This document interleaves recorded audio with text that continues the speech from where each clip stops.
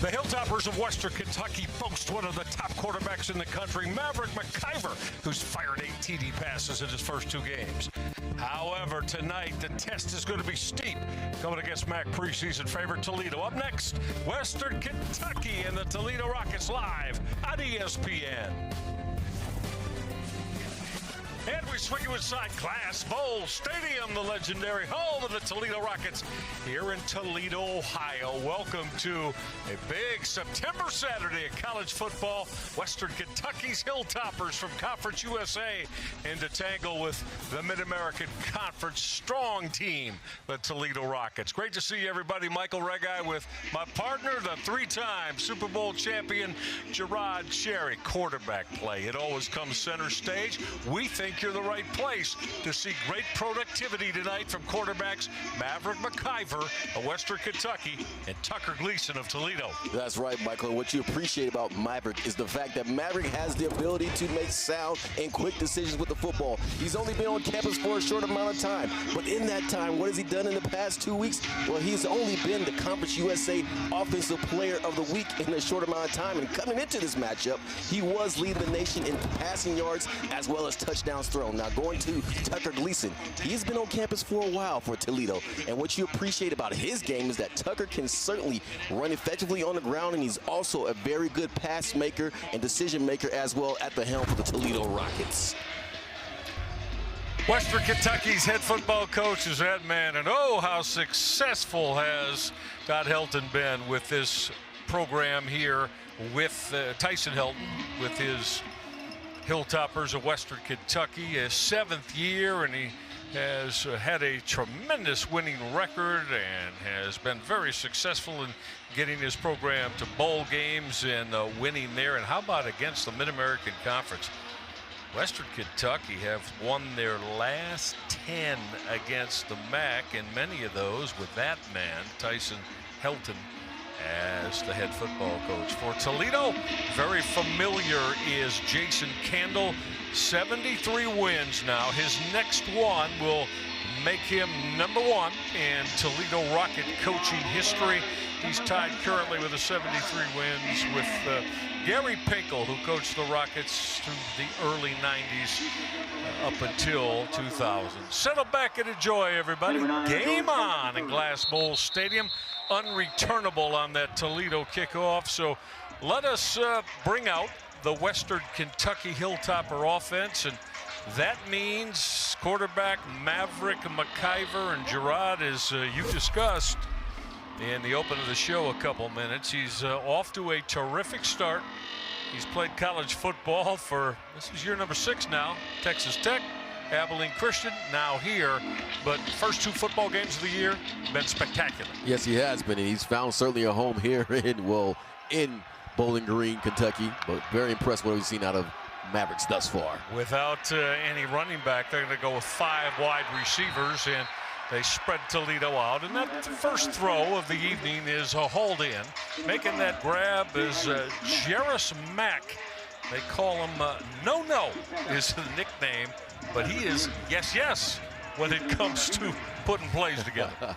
And right now we're seeing a little up-tempo on the part of the Hilltoppers, and they're not giving Toledo a chance to get their defensive set. You see how quickly the football gets out of the hands of Maverick McIver. Now that football came free. That's probably going to be a fumble in Toledo football. Yes, it is. That football came out. There is a flag. We'll have to wait and see. Matthew Henry made the grab. Henry got popped. Football came out. Let's listen. And the tail end right here, you see the great contact. And one of the things you have to do as a running back is make sure you have ball security. And you see right there a very preeminent player for the Toledo Rockets, and Emmanuel McNeil-Warren on the job and getting that fumble recovery. Oh, he's one of the best DBs in college football, he is. Gerard. We've seen him play a lot. The senior out of Tampa, Florida. Saw a Chicago Bears scout today. He said, yes, he will be on his radar. Absolutely. Toledo coming up with the early turnover. So Tucker Gleason and the Rockets offense on the football field. The shake of the leg and bouncing outside the numbers. That's Toledo's running back Chip Trainum. All of you here in the state of Ohio, probably a young man from Akron. Started his career at Arizona State after he played for Holman in Akron, and then went to Ohio State and then Kentucky, and now finds his way to the Toledo Rockets. Well, that first carry for Trainum will move the sticks. So Toledo right away in the red zone from the 18-yard line with quarterback Tucker Gleason. Going to go 4 wide receivers with Trainum as a running back. Gleason taking a shot, fading to the end zone. It fell incomplete. But there's that flag, and you can tell that not liking that call immediately. Yeah, this question mark is, if it's a fade stop, what do you expect a defender to do? Because at some point the receiver has to turn around and slow down his body motion in order to make that play. So I'm questioning that call. And yes, I am a former defensive back, so you'll certainly hear throughout the night me questioning. Defense, number 1, following curtain in the end zone, it'll be placed at the 2-yard line, automatic first down. DeMarco Williams, the guilty party, who wears that number 1. Contact, Gerard, right? Well, you see the contact, yeah, and yes, granted, there was contact, but minimal at that. Just a couple of snaps offensively, and here's the lead. Toledo looking now at first and goal with the football at the 2-yard line. Yeah, this game is going to be about who possesses the football the most, and right now, Toledo has to like what they're seeing. Trainum in motion, a direct quarterback run. Tucker Gleason, did he get in? No signal yet. Gleason, 245 pounds of quarterbacking power. They say he came up inside the 1 and is short. Yeah, and Tucker surprises a lot of people, Michael, with his wiggle, because one would think, okay, he's a stationary quarterback who just operates from the pocket, but no, he'll get outside the pocket, he'll run inside, like you just saw right there. But he certainly is a very good runner of the football. Well, Trainum will stay at the running back, a line to the left of Tucker Gleason. And this is Chip Trainum with a dive. He's in the end zone. Touchdown, Toledo. They come up with the turnover and immediately put the touchdown on the board. And that's exactly how you're supposed to operate and orchestrate. The defense gives you a great field position. What do you do with it? You capitalize by scoring effectively. Helped out with some penalty calls by the officials, but you still take advantage of the situation, and that's certainly what Toledo did. So Chip Trainum with the TD. Last week, Trainum carried the football 14 times, but just for 41 yards, less than 3 a tote in that 24-16 loss the Rockets suffered in Lexington, Kentucky at the hands of the Kentucky Wildcats. Yeah, played against his former squad. Yeah. Kentucky. Dylan Kunanen to add the PAT, the sophomore out of Phoenix, Arizona. Just like that, Toledo Rockets get that turnover and get Chip Trainum in the end zone.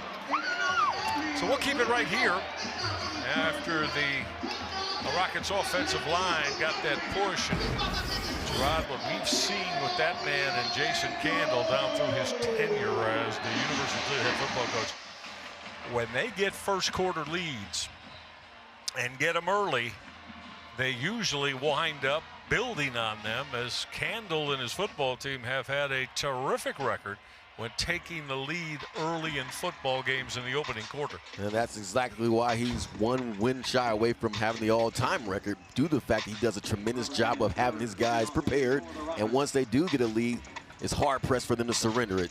Very impressed with what Jason's been able to establish with this program, Michael.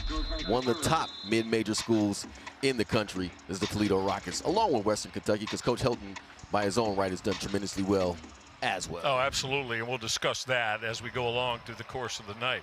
So already for the second time this early in the football game, Toledo is going to kick off again and through the end zone again, non-returnable. So it'll be Western Kentucky now with their second offensive series, and you know head coach Tyson Helton and his crew looking for much better and more productive than that first series a moment ago that only lasted 3 snaps. It's maybe hard to believe, if you watch the tape of the 2 opponents they played so far, what you will see is traditionally a slow start by this offense, but once they get going, Michael, they get going. Maverick McIver, quarterback, will run the inside zone read, and Toledo is all over that as they knock down Marvis Parrish. Now Parrish wears number 21, and he is a true freshman for that man, the head coach of the Western Kentucky Hilltoppers, Tyson Helton. Parrish from Georgia. That quick throw. Caught but knocked down very quickly was Marvis Parrish again.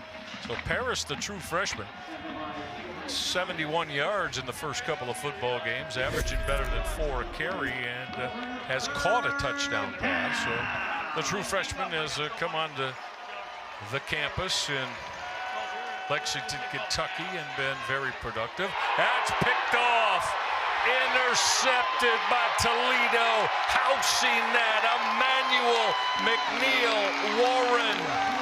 Oh, you could see that coming from way up here as McNeil Warren, Gerard, he looked like he just absolutely baited Maverick McIver into making that throw. He did so many things right on this play, Michael. And one, he gave him the look of, okay, I'm going to the deep middle of the football field. But no, he had Rob technique in the curl the flat area, hence why he was in the area to pick it off for the score. Great designation and drawing up play on the part of the defensive coordinator for Toledo, and at the same time, great execution on the part of McNeil Warren. He had a big play forcing a fumble last week in the tight loss at Kentucky, punched it out, and then with the recovery. This young man is on every NFL team's radar as he starts his senior year. And rightfully so. And that was just an excellent job of, one, beating the quarterback with your mind and then also with your physical traits as well, as he pretty much put him in the position of thinking, okay, I have a safety in the middle of the football field, but no, you don't. He's actually in the curl of flat. So that's the beauty of pre-snap looks and fooling your quarterback, and that's certainly what they did on that play. Toledo out to the 2-touchdown lead, and folks, we have just gotten beyond playing 3 minutes in this football game. Toledo is out early with his now 14-0 advantage as Dylan Nennan will add the PAT. 14-0 Toledo. Defense has been strong with Emmanuel McNeil Warren to the house. Man, no, you can't. That's the type of play that will have you in your own head. Like, those that wear the midnight blue and gold here in Glass Bowl Stadium with the Toledo Rockets, they're loving it. They've got a 14-0 lead, as we said. It's only taken 8 seconds over playing 3 minutes for Toledo to get on the board twice. And, oh, yeah, how often do we say it? Turnovers will get you in trouble, and that is what the Western Kentucky Hilltoppers got to deal with, Gerard. And when he gets on the football field after this kickoff, got to ask you about Maverick McIver. As we said, he's been excellent with both his numbers and his production in their 2-0 start. Now, albeit against Sam Houston in North Alabama, but, you know, do you get the sense that this potentially could rattle this quarterback as he's gotten off to just the worst kind of beginning that a QB can have? Yeah, the potential is certainly there for that, Michael, but the thing that you have to do if you're Maverick is, one, trust your preparation and trust your signal callers and your coaches to put you in a space to where you can effectively play. But the one thing you do realize is that what you see at pre-snap is not what you're going to experience post-snap. Well, the funny thing about it, too, and as we talked to Jason Candle this week, the head coach of Toledo, he was effusive in his praise for Maverick McIver. He told us we've got our hands full dealing with him because he knows where the ball needs to go. And I caught as particularly important that Candle told us we've got to be able to maintain rush lanes against them. Like that might be a key. So, you know, I got the sense McIver's a big-time gunslinger. He comes right back and delivers that in route that's hauled in by K.D. Hutchinson. Move the sticks, first down, Western Kentucky. Yeah, and what you like about the play is that the coaches put him in a position where it's an easy read so he can get his confidence back. But right there, you see that he and the receiver are not on the same page. McIver's throwing an out route, and the receiver ran an in cut. It was Quincy Burrows. Yeah, he was on that in cut as McIver. And McIver's got that electric arm now, 6'3", 215 pounds. I said this is his 6th year in college football, and this is his 3rd different program. Off play action, he'll check that down and put it on his very talented slot receiver. That's K.D. Hutchinson. Hutchinson, Gerard, the first 2 games of the year is already racked up 3 touchdowns on his 9 catches coming into tonight. That's right, and candidate for a catch of the year, because last week that one-handed grab that he had for 70+ yards was sensational. 3rd and 6 now, as it's Toledo defense.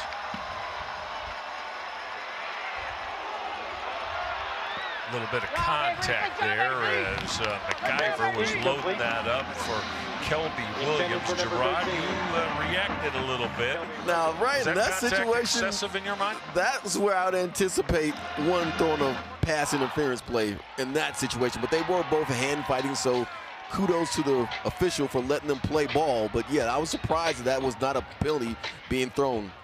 Bryson Hammer. To return for the Rockets. 3 and out, and Toledo is looking like they're going to get their hands right back on the football again. Bryson Hammer, the Rockets' single punt return man, allows that to bang down over his head into the end zone. 61-yard punt for the punter, Cole Maynard. It's a familiar name, Cole Maynard, isn't it? Brad Maynard, the longtime punter, of course, was in the NFL. Gerard, take us through our impact players here tonight. We've talked about these 2 young men a little bit. Right, they certainly have already made their presence felt in that K.D. Hutchinson's had a couple passes, and you've already seen Emmanuel McNeil Warren have a pick 6 to the house. Did not take long. Might be the first of a few of them for McNeil Warren this year. We'll see. He has that kind of theft ability off his corner. Excellent play by that front 4 of Western Kentucky, as in on that stop was Jaden Hardy. Hardy took down Chip Trainum for a loss of 1. And great things happen when you maintain your gap integrity on the defensive front. And right there, Hardy showed you, if you stay home, get the push and the penetration, you can make plays at the line of scrimmage, and that's certainly what he did. Good look at Tucker Gleason, senior now, played a lot of football here. Started his career at Georgia Tech, but he's been a 4-year guy here at Toledo. Back to the ground game. Trainum is going to lower the pads and get ushered out of bounds as that football will be spotted at the 25-yard line. This is going to bring up a 3rd down, and we'll call it 5. Yeah, film study is so important in creating an effective game plan. And right now, what you're seeing from Toledo is the fact that they saw on tape that there was a poor job being done on the part of the Hilltoppers of maintaining their containment and letting guys get outside into the boundary area for positive yards. You got that trio in a bunch formation, and receivers see that up at the top of your screen. And this what's going to be 3rd and 5 for Tucker Gleason in Toledo. Gleason, that's too tall as his throw. It was a shallow crossing route. Don't know if that was going to be enough to pick up the 1st down. He threw it over the head of Terrell Crosby Jr. And Toledo is going to have to punt the football away here on 4th and 5. And Crosby was open, but you would like to see him fade more towards or beyond the sticks as opposed to running at the sticks. And that's one of those situations where experience teaches you. Always be beyond the sticks and allow the quarterback to float the ball to you in that scenario. So second punt of the night for the Rockets, and hanging that high is Emilio Duran. And that is fair caught. Solid field position for Western Kentucky after the fair catch from Jarris Mack. 14-0 Toledo. Rockets off to a strong start. We'll be right back.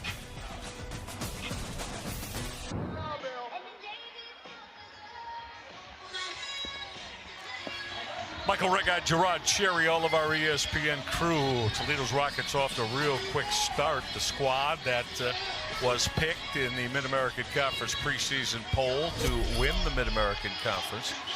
We mentioned Tyson Helton, the head coach of Western Kentucky, and how prolific their offense is. And Gerard, you got to go back over a couple of decades. These 96 points they put up in the first 2 games. Fourth most in the history of the program, going back with the 2 games in mind with the 96 points they put up. Yeah, they've certainly been prolific in the first 2 games, and obviously Coach Helton's not impressed with the start his offense has had so far, but right now he has great field position and a chance to get right back into this football game. You anticipating Maverick McIver now to really start to calm down, get his legs under him and begin to move this offense? Yeah, you certainly anticipate that, but right now you're also seeing very conservative play calling on the part of the Hilltoppers, in that they're really not taking these chances of taking shots down the football field. Yeah, he got 4 there on that quick throw to running back Marvis Parrish. Again, Parrish is true freshman. There he is, young man out of Valdosta, Georgia, that won this job. Although in the Tyson Helton has played 4 running backs so far in the first couple of weeks, as again the carry to Marvis Parrish is going to come up 3rd down and short.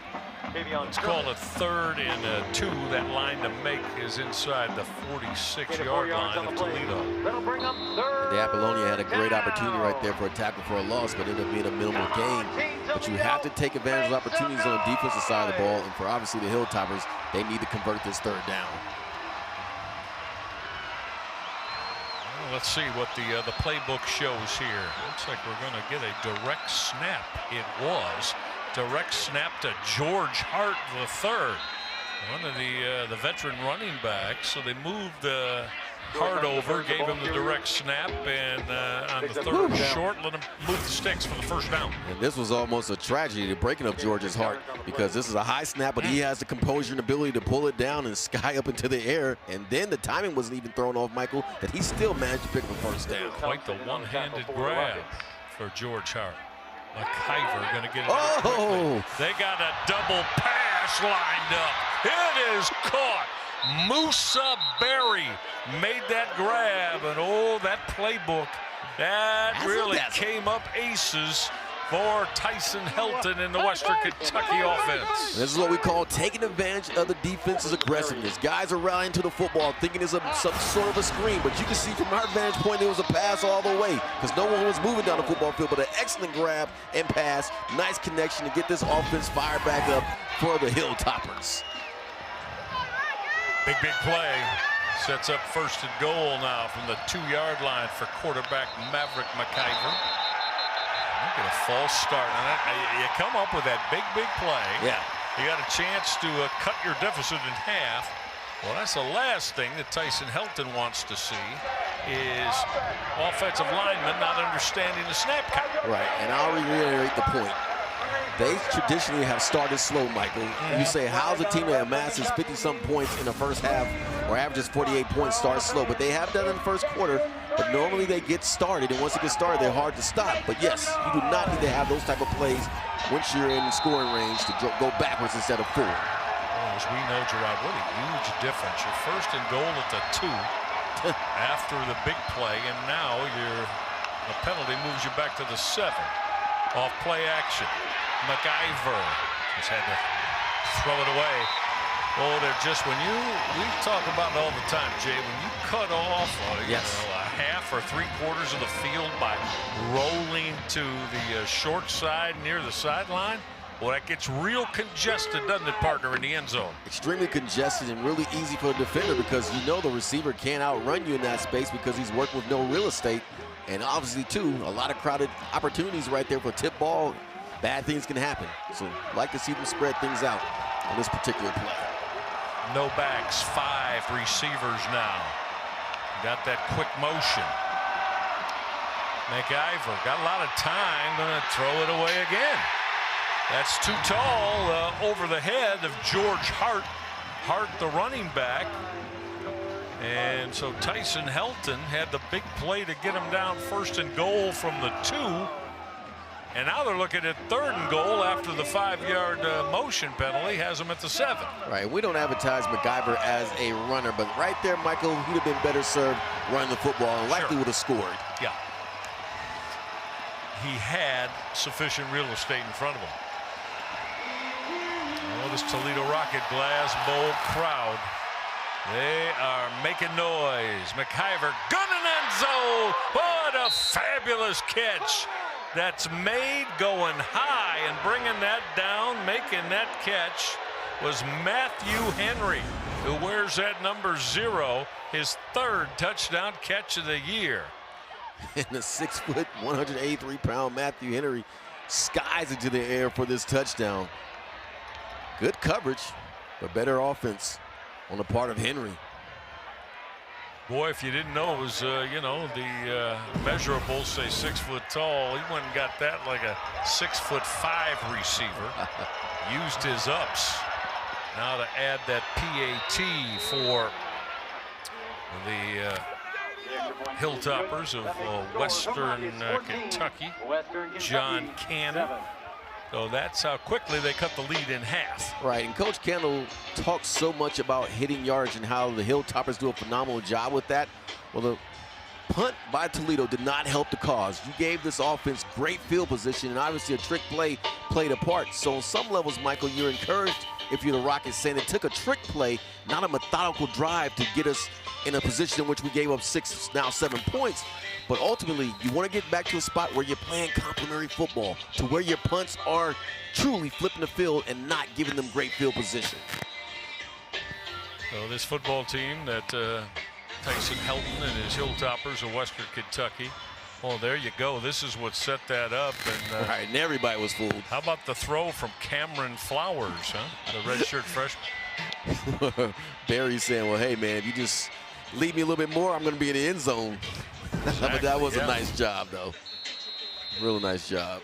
Well, we'll see how the Toledo Rockets, who were off to absolutely almost a picture-perfect beginning in the first 8 minutes of this football game, how they'll respond now to that quick strike capability that has cut their lead in half to 14-7. Jack Cassidy to boom this kick through the end zone, and that's going to get Tucker Gleason and the Toledo offense back on the floor. Gerard, what has been your through Tucker Gleason's career? I think many would say, I mean, you know, this young man who you know, started his career at Georgia Tech, but 3 seasons of being the starting quarterback here with the Toledo Rockets. I mean, how would you characterize his career running the Rockets offense? I say very successful, because they've had winning records with him under center, so, or in shotgun, however you want to put it. No, I like the fact that he can run as well as pass the football effectively. Yeah, he has been such a huge piece. Toledo always at the top of the Mid-American Conference, and in virtually, let's see, 3 of the last 4 years they've been picked to win the MAC in the preseason polling, and that's exactly what they were selected this year, to win the Mid-American Conference once again. It's a veteran football team, and again, obviously playing 13, 14 games a year in maybe a MAC championship game and certainly a bowl game. So it's a veteran team that's played a lot of football. Certainly has, and Tucker, to his credit, has been effective and a part of the solution for the Rockets. A lot of time for Gleason, and how about that grab? That's Terrell Crosby. He's only 5'10". Oh, let's check it. I apologize. Junior Vanderos Van der Ross went up and got that. Hey, he's only 5'8". All right, Junior looks like a senior right here on this play, because he certainly climbed the ladder as well with a sensational catch. And he had a very good outing last week against the Kentucky Wildcats. Yeah, he did. Late fourth quarter touchdown catch. Misdirection on that throw. But Western Kentucky, though, wasn't fooled. Bouncing off tacklers is Chip Trainum. Well, for Western Kentucky, that hard-hitting defensive end Harper Holloman had a chance to really blow that up, but wasn't able to do it. And Harper Holloman right there, you have to close the deal and get that tackle for a loss. That'll certainly help the stat sheet as well as your offense on getting back on the football field with a 3rd and long scenario as opposed to 2nd and 6 or 2nd and long. Holloman had many opportunities to leave the program, but he stayed put. That was almost picked off. Well, how about the way that jumping that route for Western Kentucky was corner K.D. Hutchinson. There he is, a young man from the state of Alabama. And one of the things, again, we talk about quarterback play, you cannot stare down the receiver. And you cannot assume that no one's going to be in the curl the flat, because Michael, pretty much in every zone coverage concept, there's a guy responsible for being in the curl the flat area. Now 3rd down and 7. Gleason going to keep the football. He just moved the sticks, too. We just mentioned it, not really known predominantly as a running quarterback. That right arm of his is what has gotten him most of the notoriety, but real strong run there. Well, he certainly has the ability, and he puts it on display. Every time we watch him, he has an effective run, either scoring or picking up first downs as he did right there. Rockets once again moving the football and in plus territory. Stay with that ground game. A lot of space for Toledo to continue. That's Kenji Christian. Christian is right now the number 2 back behind Chip Trainum. 6'2", 210-pound junior out of Birmingham, Alabama. Played also at Va Tech and also at North Carolina A&T. 20 yards there for Kenji Christian.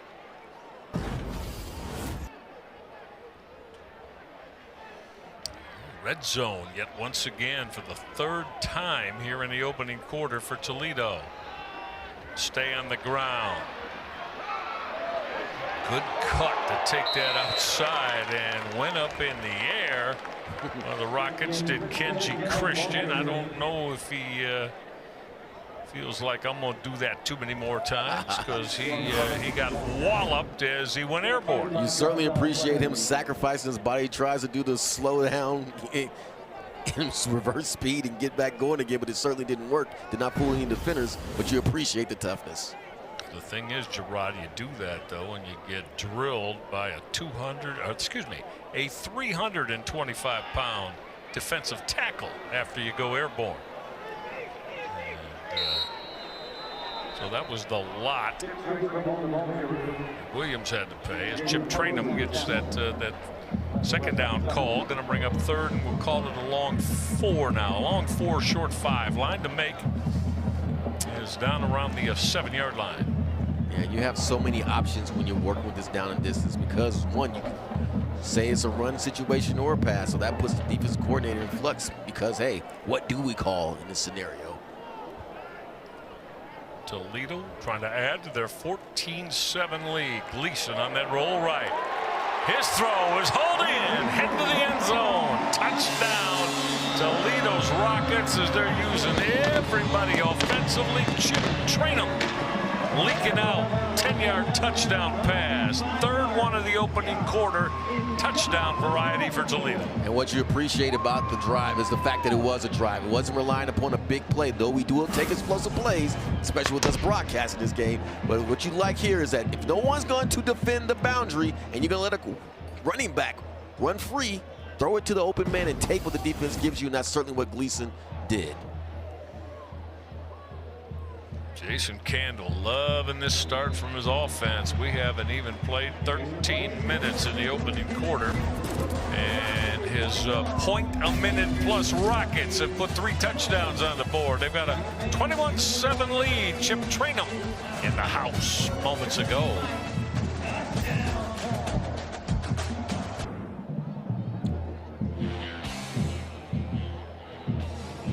21-7, Toledo on top, late first quarter in this gorgeous Saturday night for football. Good look at all of our hard-working camera crew. Make sure you get all of ESPN college football all in one place with the all-new ESPN app. You can unlock with the ESPN Unlimited plan or log in with your TV provider.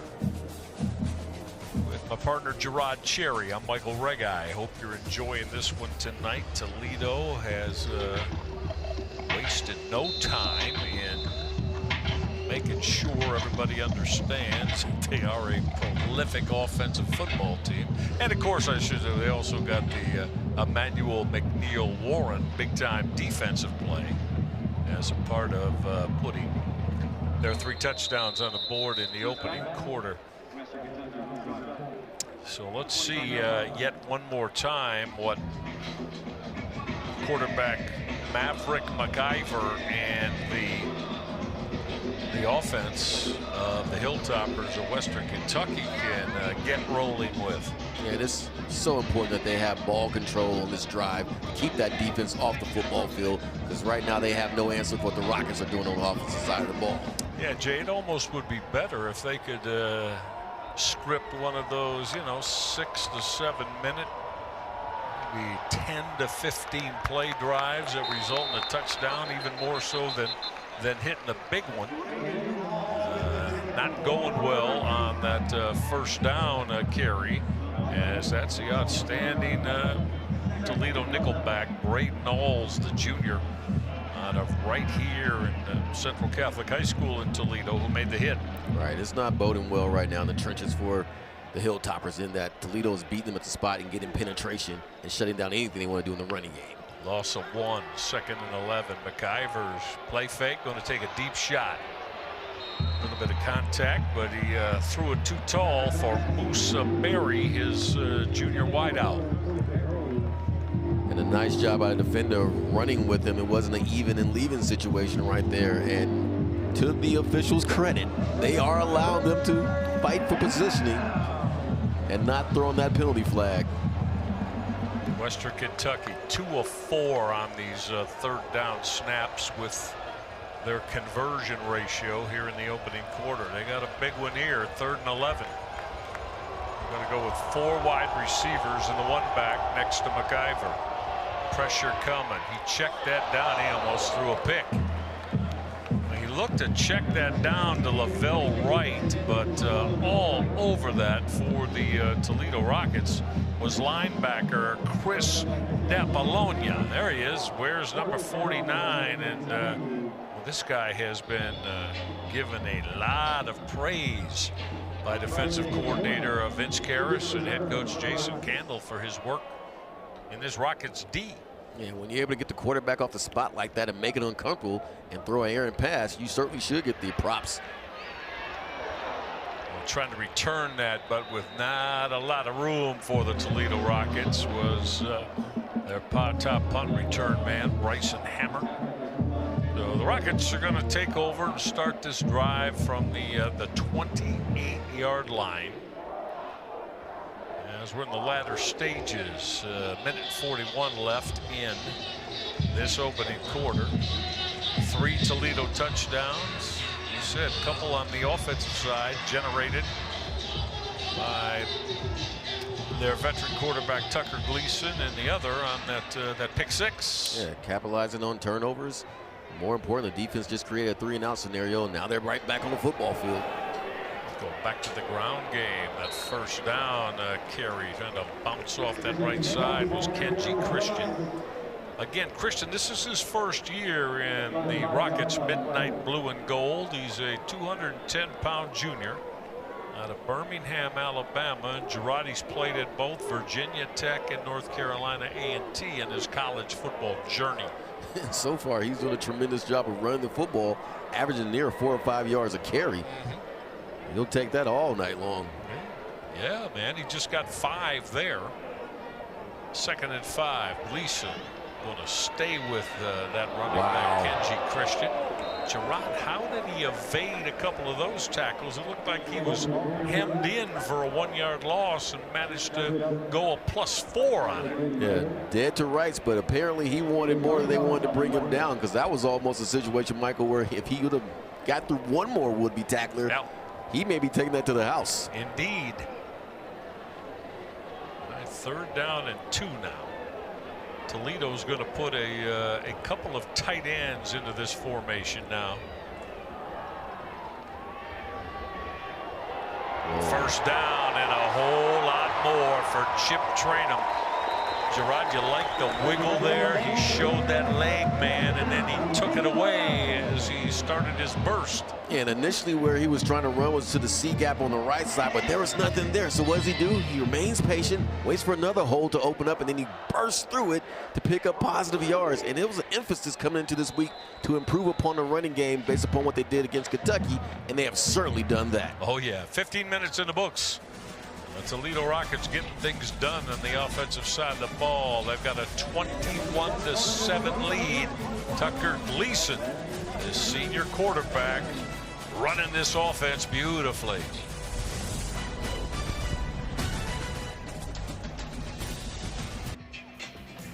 Good look at the legendary Glass Bowl Stadium here in Toledo, and well, the Toledo Rockets doing it every way imaginable, Gerard. 2 on the offensive side, and that pick-6 from Emmanuel McNeil-Warren.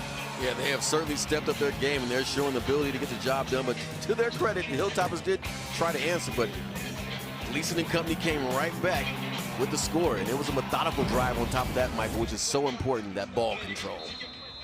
Indeed it is. Jason Candle's football team averaged right a notch under 7 yards per play in the opening quarter. Western Kentucky at 4.6. And that first down call, the Rockets will look to continue to accent the run game. Chip Trainum.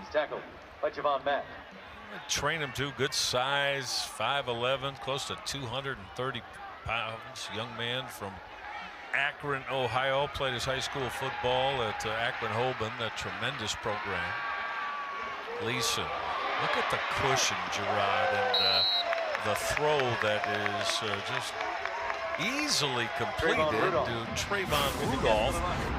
What do we have? 7-8 yards of cushion there?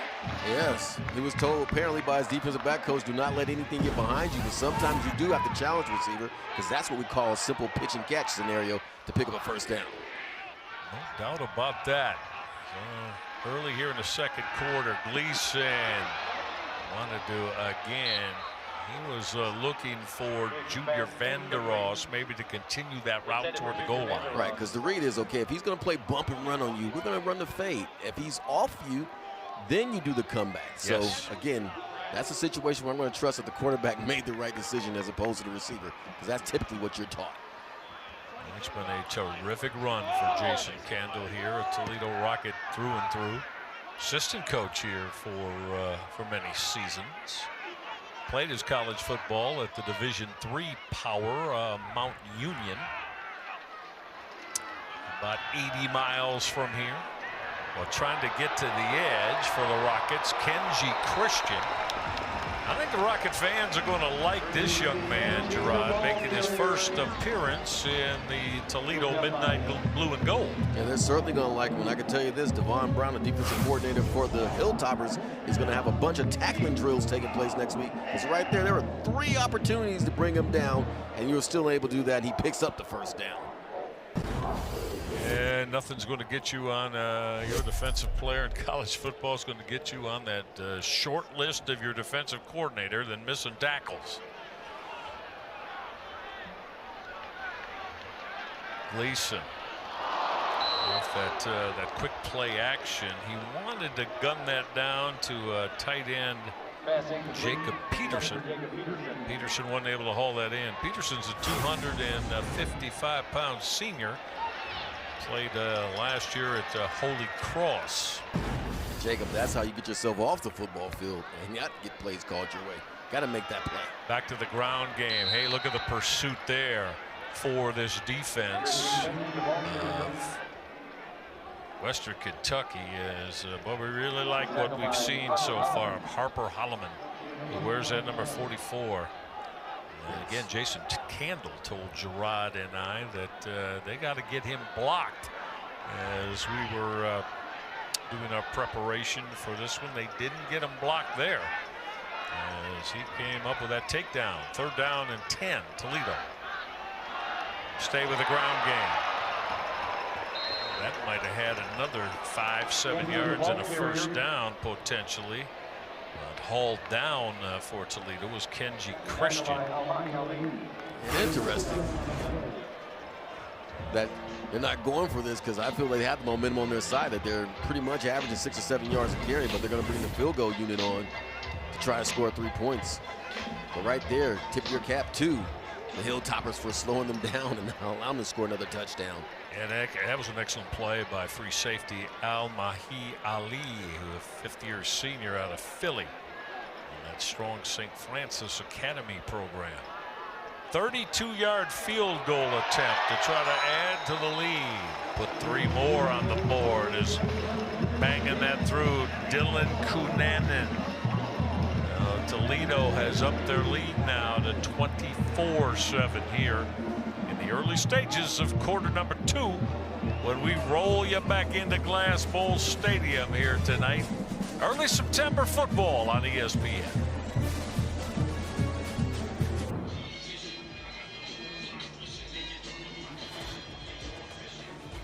Back inside Glass Bowl Stadium here in the campus University of Toledo. That full harvest moon now being covered up a bit by the clouds. Some of the outstanding signature pieces of this University of Toledo campus on display tonight. All that favor the midnight blue and gold with this 24-7 lead. Enjoying it.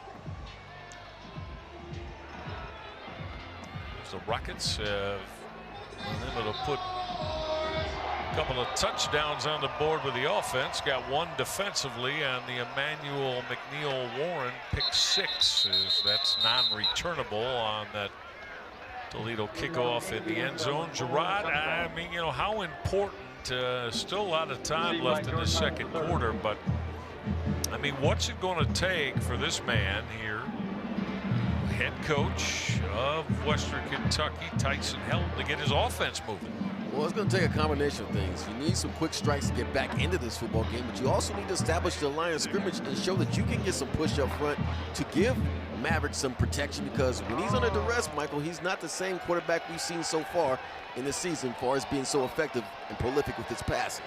That's a very good point. He did come in here going for 706 yards and 8 TDs. He's going to take that gimme on the quick out. But I tell you what, we said it first series when Emmanuel McNeil-Warren came up with that pick. There's 6 or 7 NFL teams here tonight. There's scouts. They're watching this young man and marking him down. He's got NFL corner written all over him at 6'2" and 200 pounds. Sure tackler, as you're seeing, and with terrific speed. Yeah, right now he's certainly the star of the football game. I think the Western Kentucky they asked for that bench. One. Yeah.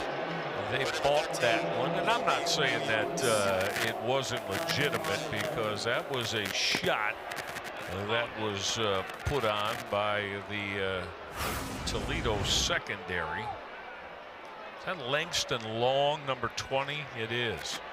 Well, Langston Long came up with that mesmerizing hit, but it's going to cost him in Toledo. After the play's over, personal foul. Unnecessary roughness. Defense, number 20. 15-yard from the previous spot. Automatic 1st down.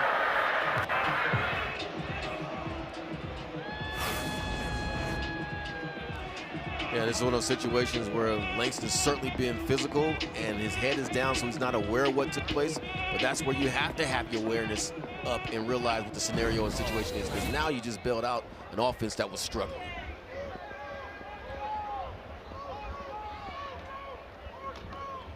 How about the 40-yard line now, trailing by 17 here early in the 2nd quarter.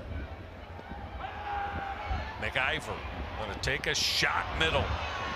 Excellent throw. That was hauled in by wide receiver Musa Berry.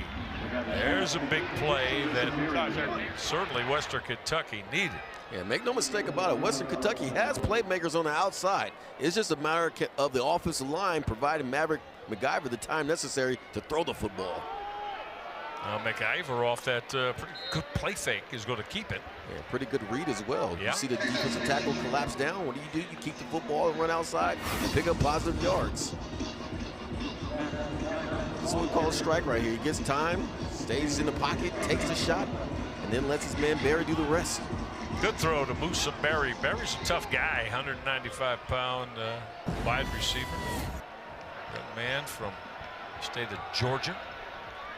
We'll stay with the ground game now on this second down call for Western Kentucky. And it's going to bring up third and at least 6 here.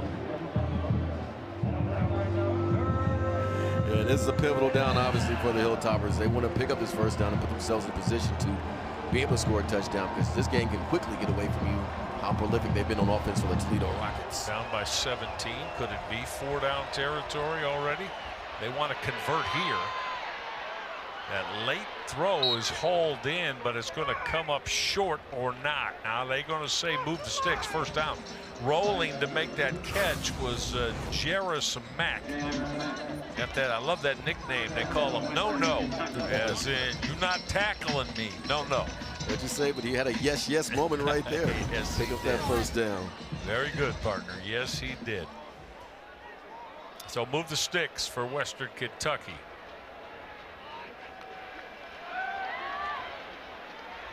Gonna gun end zone. Gonna get a late flag. That football came out late.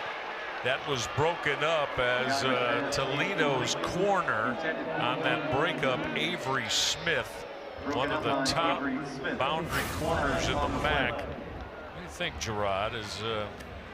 I thought the timing was great on it. Now the back judge probably saw his arm around it. Defense, number 4, 15-yard penalty from the previous spot, automatic, first down. And it's so frustrating, Michael, because Avery is running step for step with the receiver. So you say there's really no need for you to put your arm on his back, because the timing I thought was pretty good. But obviously the back judge saw something that we could not see from our vantage point. So, yeah, hit with that penalty was Avery Smith. Now, throw went to George Hart. Now, Hart is the starting running back, but we've seen on many snaps he has been out on the edge in receiver looks. Throw that out of the back of the end zone is Maverick McIver. And Maverick said, I am not forcing anything after that pick 6 I gave up earlier. And that's a man. wise decision. A very smart Yes. man. Yeah. Live the play, another down.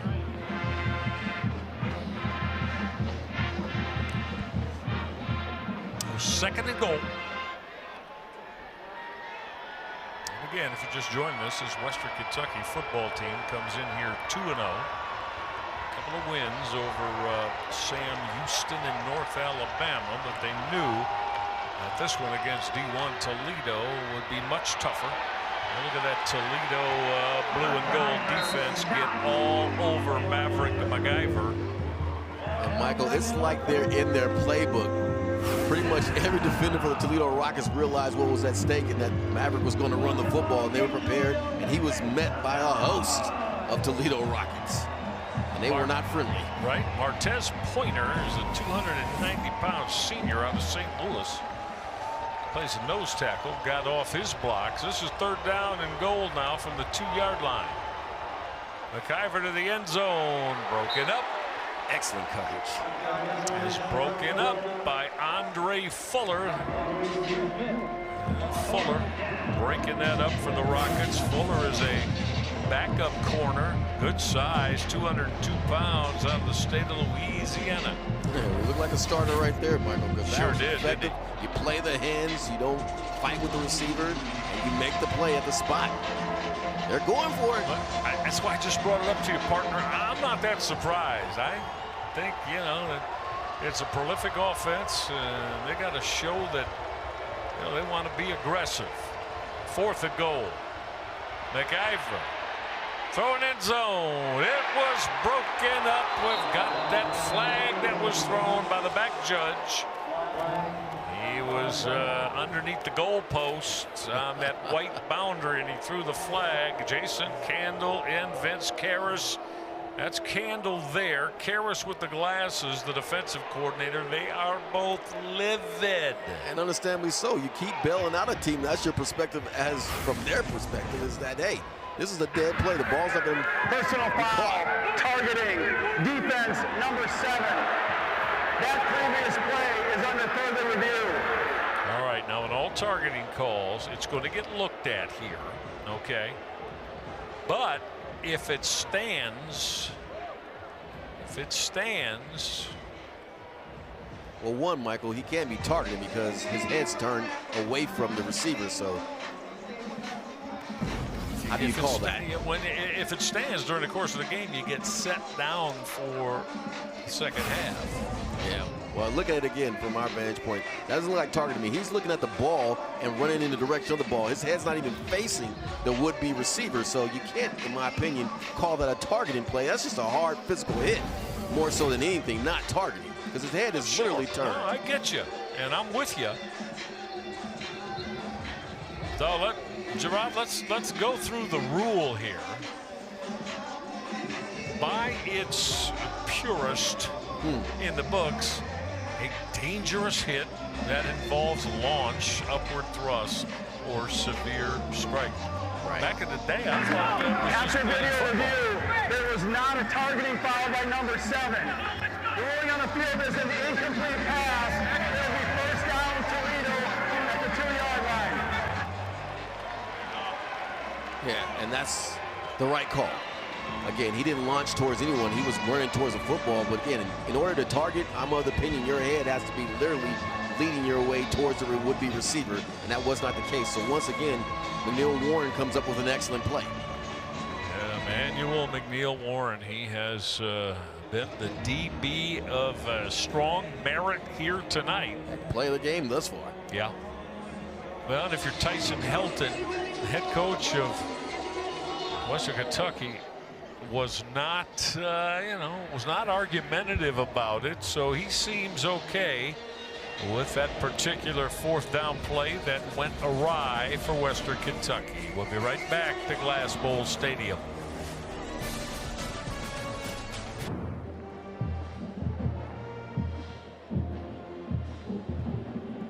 Toledo with their 24-7 lead. Michael Regide, Gerard Cherry, all of our ESPN crew. Coming up at halftime, we'll give you a sense of how the Mount Union Division III football legacy, maybe about 70 miles from here at the University of Toledo campus, has so many of its tentacles that are immersed with this Toledo Rocket program. Jason Candle played there and also was an assistant coach there in his time. So we'll tell you all about that. That's coming up at halftime here on ESPN. Toledo with the football at the 2-yard line now for quarterback Tucker Gleason. Ground game. Looked like he might not have been able to even get out of the end zone on that first down carry. Is on the call for the Rockets. Chip Trainum.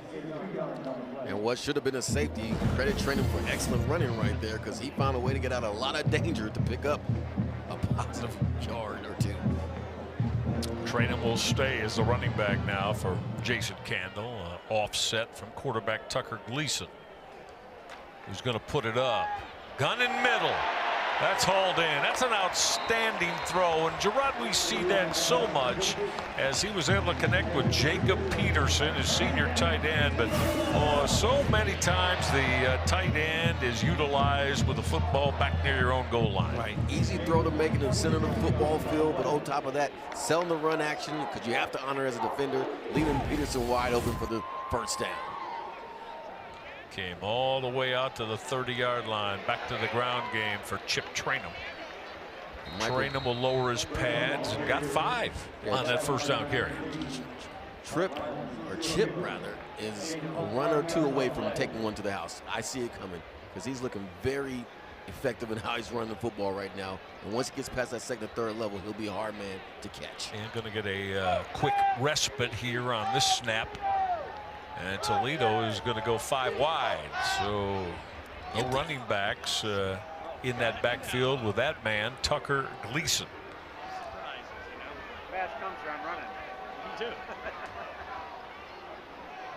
On the 2nd and 5, Gleason to put it up. Gun that out. Was that hauled in? Yes, it was. And that's a first down. That's a terrific catch in traffic by Trayvon Rudolph. Everything about that play, Michael, was terrific. You're in a situation where they're bringing a blitz hot. You find a way for Gleason to avoid the sack, step to the side, give yourself enough time and space to complete an accurate throw, and then the receiver makes an excellent catch on the sideline. That right there is high-level offensive play being executed.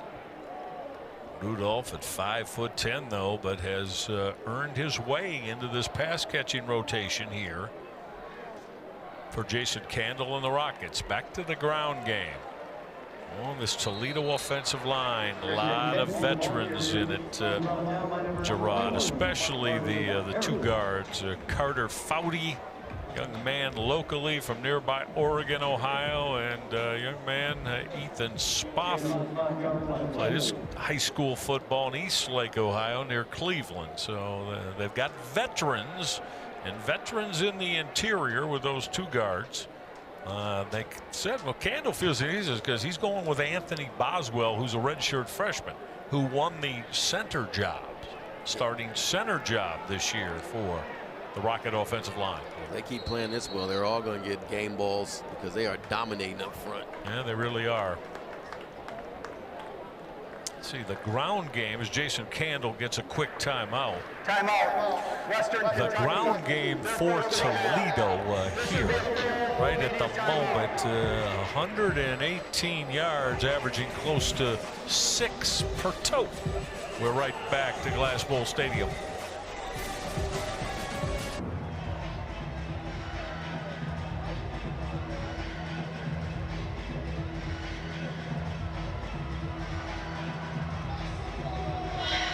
Let's take a look at this Toledo work offensively, and Chip Trainum, a solid first half running the football, Gerard. Yes, and what you like is that he's doing it from the inside and the outside, showing patience and power as a runner, and that has certainly been effective because they're averaging well over 5 yards a carry. Trainum has been the bellwether of that here in the opening half. So the veteran senior signal caller, Tucker Gleason, running this Toledo offense. Going to run that zone read now, and Gleason got flagged down. So coming up to make that hit defensively for the Hilltoppers of Western Kentucky. The big fellow we've told you about tonight, Machiavelli Molotumau. Yeah, and Gleason must have saw something on that particular play, Michael, because they handed the ball to Washington. He may still be running. So 3rd down and short, but a lot of movement up front. Probably going to cost Toledo on that false start with that offensive line to move them back 5. Well, the center. False start. Offense. Number 66. 5-yard penalty. Remains 3rd down. Center and quarterback were on the same page. The rest of the team was not, because guys are in motion, ready to block and make a play and everything else. So obviously you want to clean that up. Big Carter Foudy, he was saying, I'm getting out of the chute. I'm getting ready to go hit somebody. Chomping at the bit. Yep. There's the work of Tucker Gleason tonight. This is 3rd and 7. Gleason to put it up. Pressure. A lot of pressure. Well, he got the football away. There's some of his 6'4", 250-pound strength, able to ward off what looked like it was going to be a big 3rd down sack for Western Kentucky. Hilltoppers should get the football back, though. Toledo's got to punt it away. Exactly. You see the strength right here, because most guys are going down with that tackle, but no, he stays upright and is able to get rid of the football to avert the sack. Good look at Tyson Helton, this outstanding head football coach, his 7th season. Toledo gonna boom that away with Emilio Duran. Fair catch and 15-yard line for Western Kentucky. Western Kentucky's had the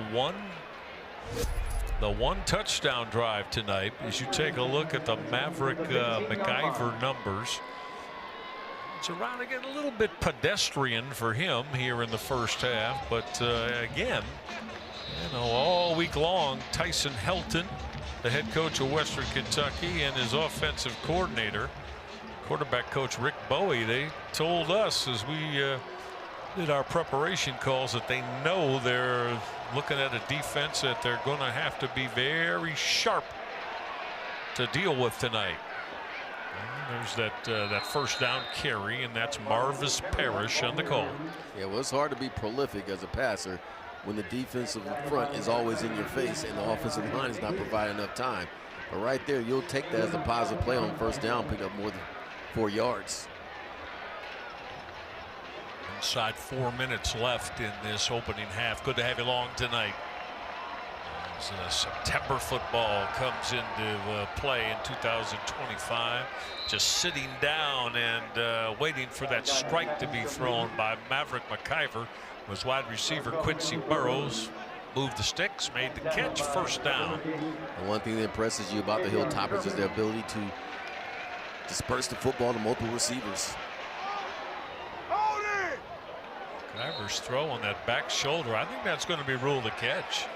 Going down to make that grab was Noah Myers, the big tight end, and that throw came up short. But how about Myers? He got on the deck and made that grab. Yeah, Andre Fuller begged to differ. He said, no, that does not look like a catch, but officials rule. McIver going to bounce around and turn a potential negative play into something positive. He got 6 as he kept the football. As we come inside 3 minutes left in the opening half. You like the fact that he's taking advantage of what the defense is giving him. Right there was a great chance to pick up positive yards, and he certainly did that.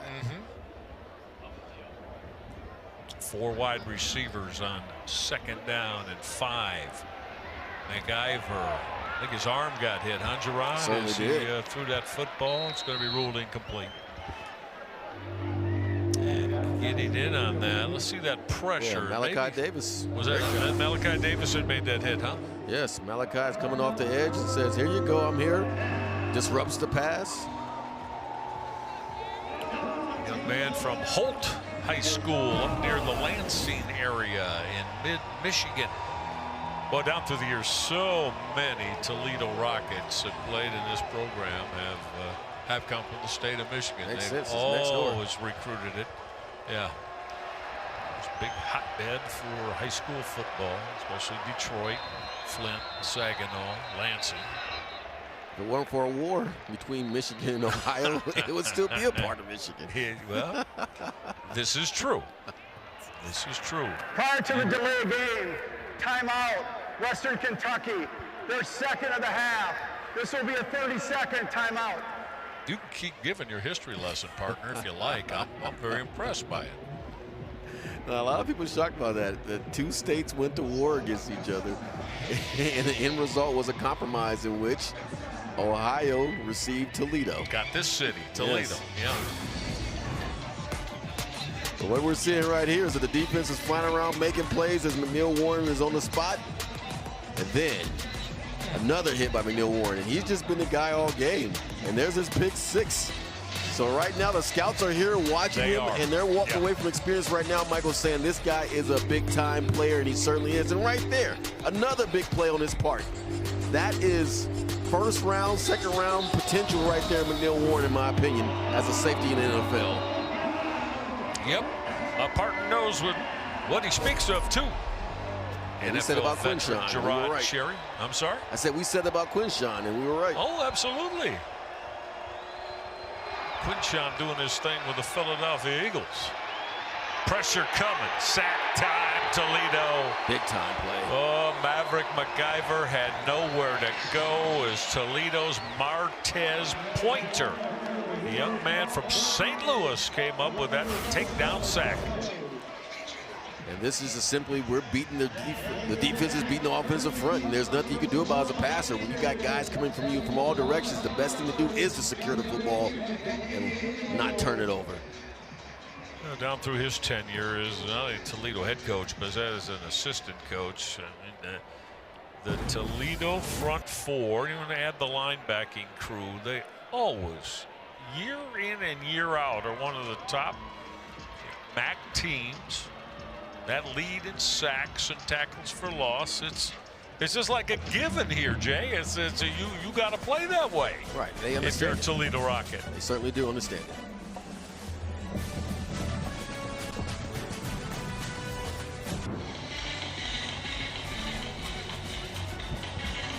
Back inside Glass Bowl Stadium, great to have you along tonight here in this September football Saturday. The Hilltoppers of Western Kentucky have found it very tough going offensively tonight against this outstanding Toledo defense. And on that fair catch for Toledo at the 13-yard line is Bryson Hammer. So the Toledo offense with 1:53, Gerard, they're up 17. Jason Candle is usually extremely aggressive offensively. What do you think? They going to look for points here to end this first half? Certainly. Why would you not? Because, again, the defense has done its job tremendously well in slowing down the Hilltoppers, and the offense, to its credit, has been prolific as well. So why not be aggressive, be aggressive? Yeah, that's that pretty much is the always the A game of Jason Candle and his Toledo Rockets offensively. Tucker Gleason, veteran, senior quarterback, running Candle's offense. Now that first down call, and look at the burst from Chip Trainum. Trainum just got 16 yards, and Gerard, he could just have easily been dropped for a 3-yard loss. Right, and again, we're asking Holman to step up and make that play in the backfield, because if you make that play, that can switch things from a momentum standpoint. But Trainum, to his credit, picks up a big first down. 16 more. Trainum's having a big first half. There's your shot. There it is. Gleason, put it on, is wide out. Touchdown, Junior Vanderos, and Toledo's Rockets. 2 plays. 71 yards on that big-time pitch and catch from Tucker Gleason. And Michael, you posed the question, will Coach Candle be aggressive? He certainly is aggressive, and if you're going to play man-to-man in those situations and have no one in the middle of the football field, well, there was someone in the middle of the football field, but as a safety, you have to make that play. So that's the problem right there. The DB or the cornerback is expecting the safety to help him. Nowhere to be found. Instant touchdown. What a way to showcase your offensive football team in this home opener for Jason Candle's Toledo Rockets. They've put up 31. Now again, 7 yes on that Emmanuel McNeil-Warren pick 6, but that's right. And listen, it's always been also something with Toledo. Offensively, always very prolific. But they play complimentary football too, Jay. They do, and right here you see an uncomplimentary defense being played on the part of the Hilltoppers. You have to guard the middle of the football field, Michael, especially in that scenario. There's nothing in front of you. You cannot let a receiver get behind you. So on so many levels, the Hilltoppers aren't helping themselves. But give credit to that Toledo Rocket squad, because they are certainly putting on the show. You've seen this young man here, Junior Vanderos, with me for the last few years. Now he's 5'8". That's probably on a good day, quite frankly. 5'8", about $180. But I mean, he's such a playmaker and such a weapon in the open space. What do you think? Got an NFL shot? He'll get a shot, but again, to his credit, he plays above his size quotient. Okay, fair enough.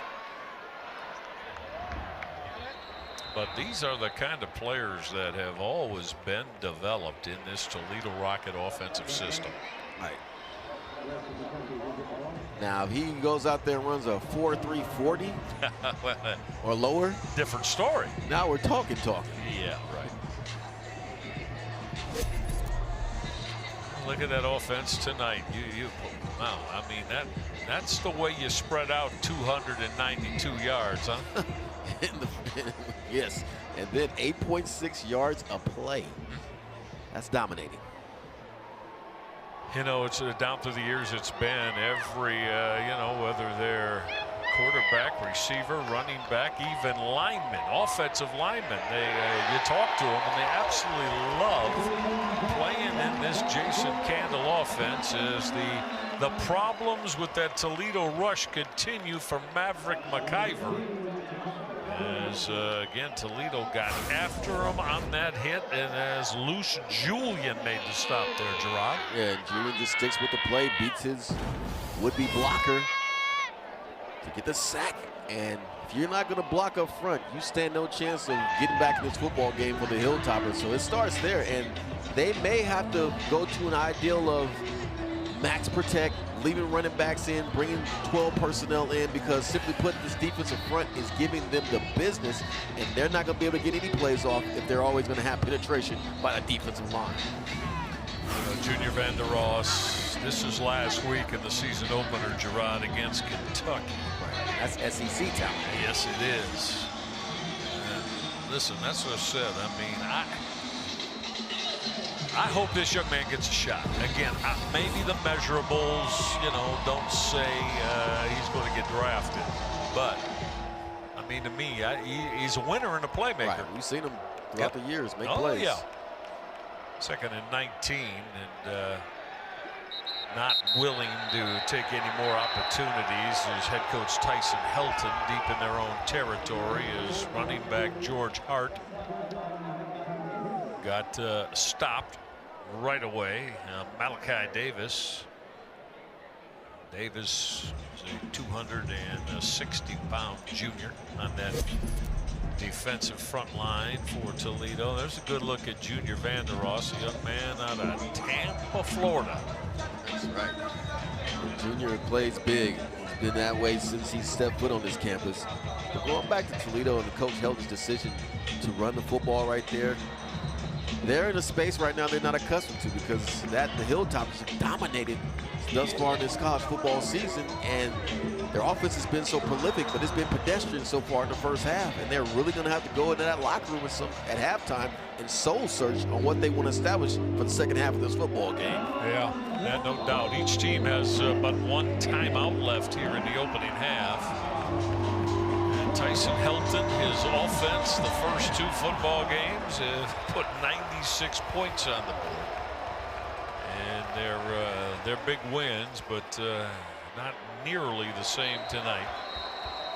This third down throw is going to be hauled in by Jarris Mack.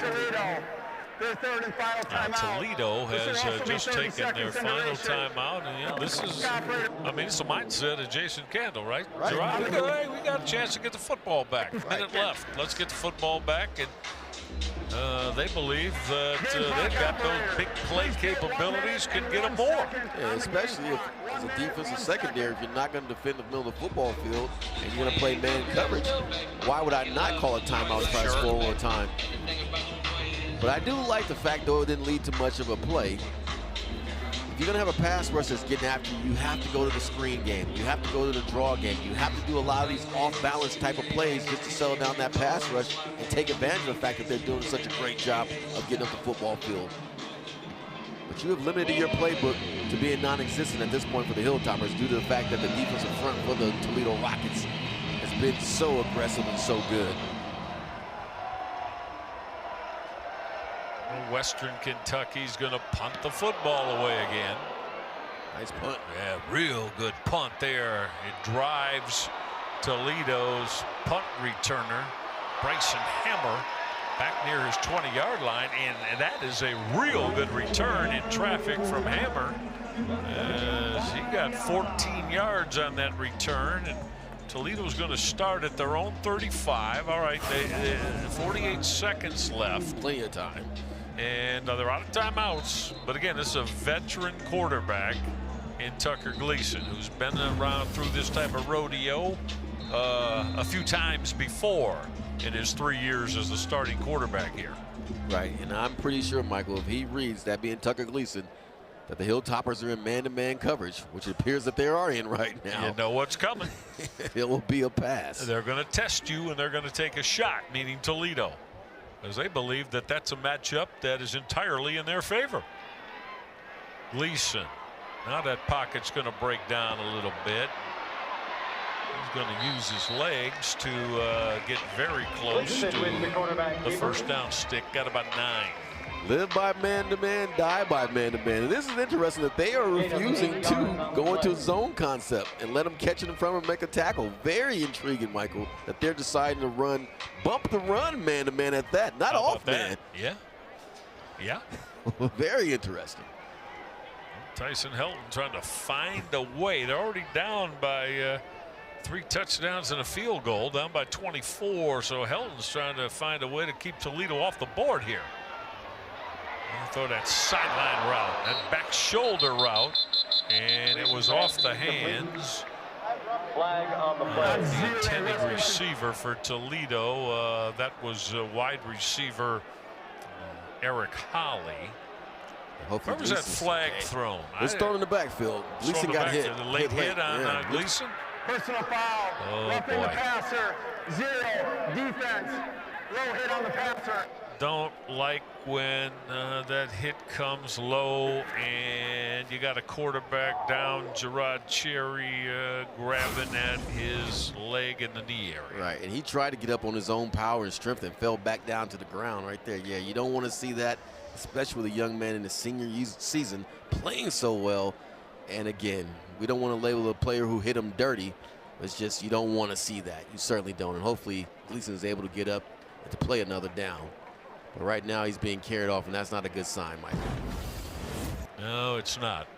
He's being helped. He said, Gerard, he has been able to get on his feet with the help of the Rockets athletic training staff. His backup is John Allen Richter, the 225-pound junior out of the state of Georgia. If you coach Campbell right here, you may not be as aggressive, considering that you got Richter coming in the game who hasn't taken a snap at any point in the first half. And quarterback for the Rockets, number 6, John Allen Richter. Well, there's a good look at Richter. He wears number 6. We say he's a junior. Good size, 6'3", 225 out of the state of Georgia. His 3rd year in the program as a backup. And it's been behind for him, Tucker Gleason, since he arrived on campus. So Richter now at the helm of the Rockets offense. Looking to put it up. He's getting pressure. That's going to be a hold on Toledo. And coming up to give Richter a shot for Western Kentucky. Out of that secondary was Anthony Breckenridge. Breckenridge lucky he didn't get called for targeting. Holding. Offense. 10-yard penalty from the previous spot. Remains first down. I hear Richter running out of the pocket. You see the hole right there? That was a mugging, not a holding. The tail end right here. Well, you don't see it, but yeah, he led with his helmet. 1st and 20. There are just 25 seconds left in this first half. Toledo has a 24-point lead in this very strong offensive first half for them. Almost a terrific grab, is trying to pull that in off his back shoulder. Intended for Trayvon Rudolph. The senior wide receiver. Yeah, Rich restored some arm strength on that play because he was on the other side of the football field on the right hash and threw a catchable pass, in my opinion, to the left side of the boundary area of the football field. Gerard, I think there are a lot of programs in the MAC that Richter could have won the starting job with now. But again, you know, Tucker Gleason, you know, it's certainly worth argument, but Gleason is one of the top quarterbacks in the Mid-American Conference. That quick throw. Richter put it on the hands of Junior Van Der Ross, who made the grab. Clock stops. Now moves again. Inside 9 seconds. Richter gunning middle, and it was dropped. Boy, that seam route in there was being, yeah, you're right. It was being run by tight end Jacob Peterson. Peterson had the football on his hands, just didn't pull it in. And Peterson has to catch this ball. Now, granted, if he catches it, do they have enough time to do anything with it? Probably not. But that's one of those plays, again, where he's going to look back on film and say, I have to make these plays to help my cause as well as the team's, most importantly, to pick up positive yards. Without a stoppage because of a penalty, this will be the final play of the first half. There are only 2 ticks left from the 39-yard line of Western Kentucky. Is Richter going to take an end zone shot here? Yep, he's going to load it up deep. Got picked off in the back of the end zone as this INT for Western Kentucky to end the first half from Almahi Ali. Pretty good first half if you're a Toledo Rocket fan. They put 31 on the board. Toledo with a 31-7 lead over Western Kentucky. Halftime is next.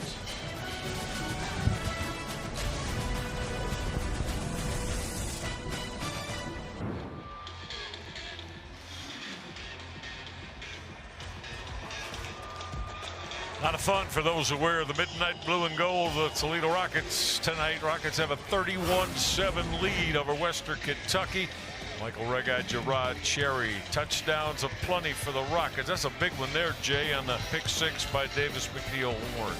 Yeah, McNeil Warren did an excellent job of dominating the football game on the defensive front, and then Tucker Gleason, not to be outdone, showed some promise as well as he connected with Junior Vandross for that big touchdown play. But at the end of the first half, a little worry and concern right there with Tucker as he sustained a low hit. Yeah, and we have not, as of yet, heard about where the injury report stands with Tucker Gleason. We, of course, are going to effort that. John Allen Richter ended the first half. Our assumption is that Gerard Gleason is probably through for the evening. Certainly, with Richter being back on the football field, all signs lead to that, unfortunately, for Tucker Gleason. John Allen Richter, this Toledo quarterback, a young man out of Gray, Georgia. He's been in this program his entire career on that first down pitch. Look at the speed up the boundary and heading all the way to the house. Chip Trainum, touchdown, Toledo. First wow, that's big time from 75 out, Jay. That's right. First play in the second half, and we alluded to it earlier in the pre game that, hey, this guy's one step away from getting that second and third level and taking it to the house. And you see the speed factor right there where Holloman said, you know what, I'm not going to catch you, and gave up on the play. I don't think many have, or at least certainly all the Rocket faithful in the stands didn't even get back from the their halftime activities. Still getting hot dogs. Getting hot dogs, seeing friends, and their Rockets are in the house on that 75-yard Chip Trainum burst. Dylan Kunanen adding the PAT, and that lead now extends to 38-7. And Tucker Gleason, good spirits cheering him on. But right here, you just simply see, if you're not going to defend the boundary, what are we going to do? We're going to run to the boundary. So the Hilltoppers have to do a much better job on the defensive front of containing and pushing that back inside and not giving free range to the outside of the football field. Because if you don't, we'll see that play executed once again. What a big night it has been for Chip Trainum. Now we'll check on Trainum's numbers now, included with that 75-yard touchdown run. He has been a multiple visitor to the end zone as Chip Trainum, 144 yards in that second touchdown on 12 carries, so averaging 12 yards a carry. And he added about half of his 144, a little bit better than that right there. Right, and it was just a matter of time, Michael, as we said earlier. The young man has had several runs where you're saying to yourself, he's just a shoestring tackle away from taking it 40, 50 plus yards. And right there on the first play of the second half, he takes it to the house. How debilitating is that for the Hilltoppers? Yeah, that's rough when you're on the road and getting hit like that. So last 2 Toledo touchdowns, we said going back to first half, have been that 71-yard touchdown catch, right, to Junior Vanderross, from Junior Vanderross, and now that 75-yard TD burst from Chip Traynor. Right. And to the Rockets' credit, they've shown that they can do it the prolific, big play, explosive play methodology, or they can also drive it down the football field. That's certainly how you want to start the half, out the gate. That keeps momentum on your side. This is surely not the way the Hilltoppers of Western Kentucky thought that you know, the first 30 minutes in the first play of the second half were going to unfold. As you see Toledo continuing to make plays. That's Brayton Alls, outstanding junior nickelback from here in Toledo. Yeah, so ever since he stepped on the football field for Toledo, all he's done is made plays as well. Another one of those young men who I expect to see on the next level at some point in his career. Oh, absolutely, yeah. No question about that.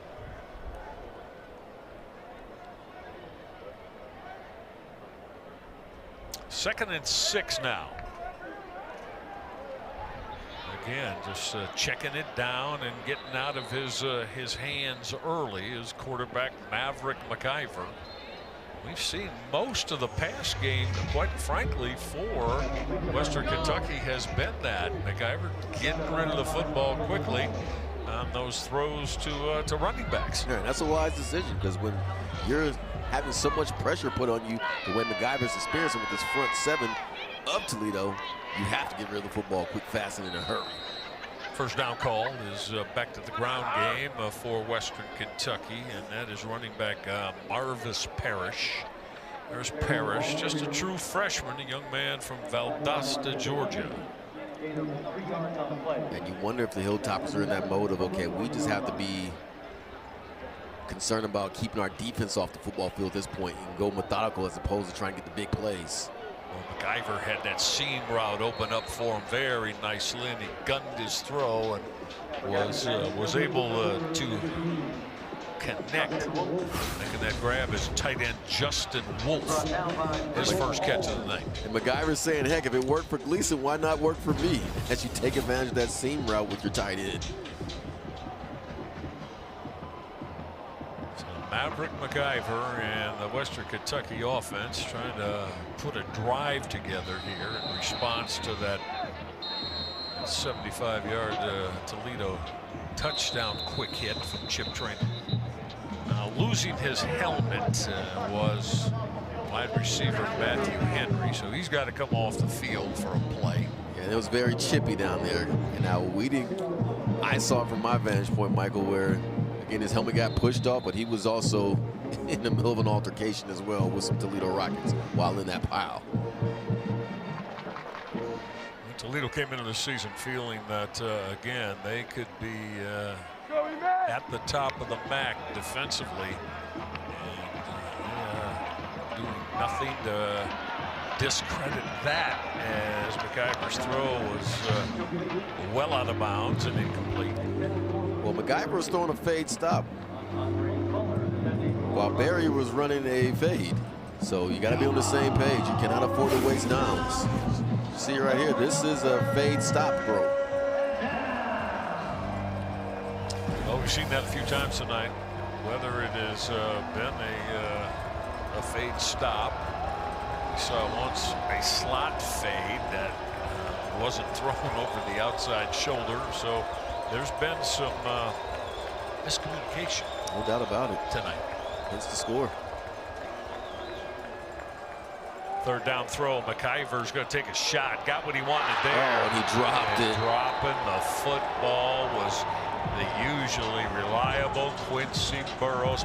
Might have been 6. Should have been 6. If he catches that clean, he should be able to waltz into the house. Yeah, because clearly the defenders for Toledo were not on the same page. And one of the few times tonight that we're going to say that McNeil Freeman did not do the right thing, because Andre Fuller was certainly expecting to have help over the top while Freeman was playing cover 4. Well, he more than likely should have been in cover 2. So 4th down and 6, and head coach Tyson Helton leaving his quarterback Maverick McIver and his offense on the football field. They got to pick up 6 here to keep the drive alive. He's going to take a deep shot. That's incomplete. Great coverage. Excellent coverage as that was broken up off that Toledo corner. Is with that excellent deflection was Andre Fuller. Andre's had a very busy night, but that right there is textbook coverage. You fade and you press the receiver to the boundary, making it hard for him to make the play, and then you play the hands at the end right there. He did that to perfection.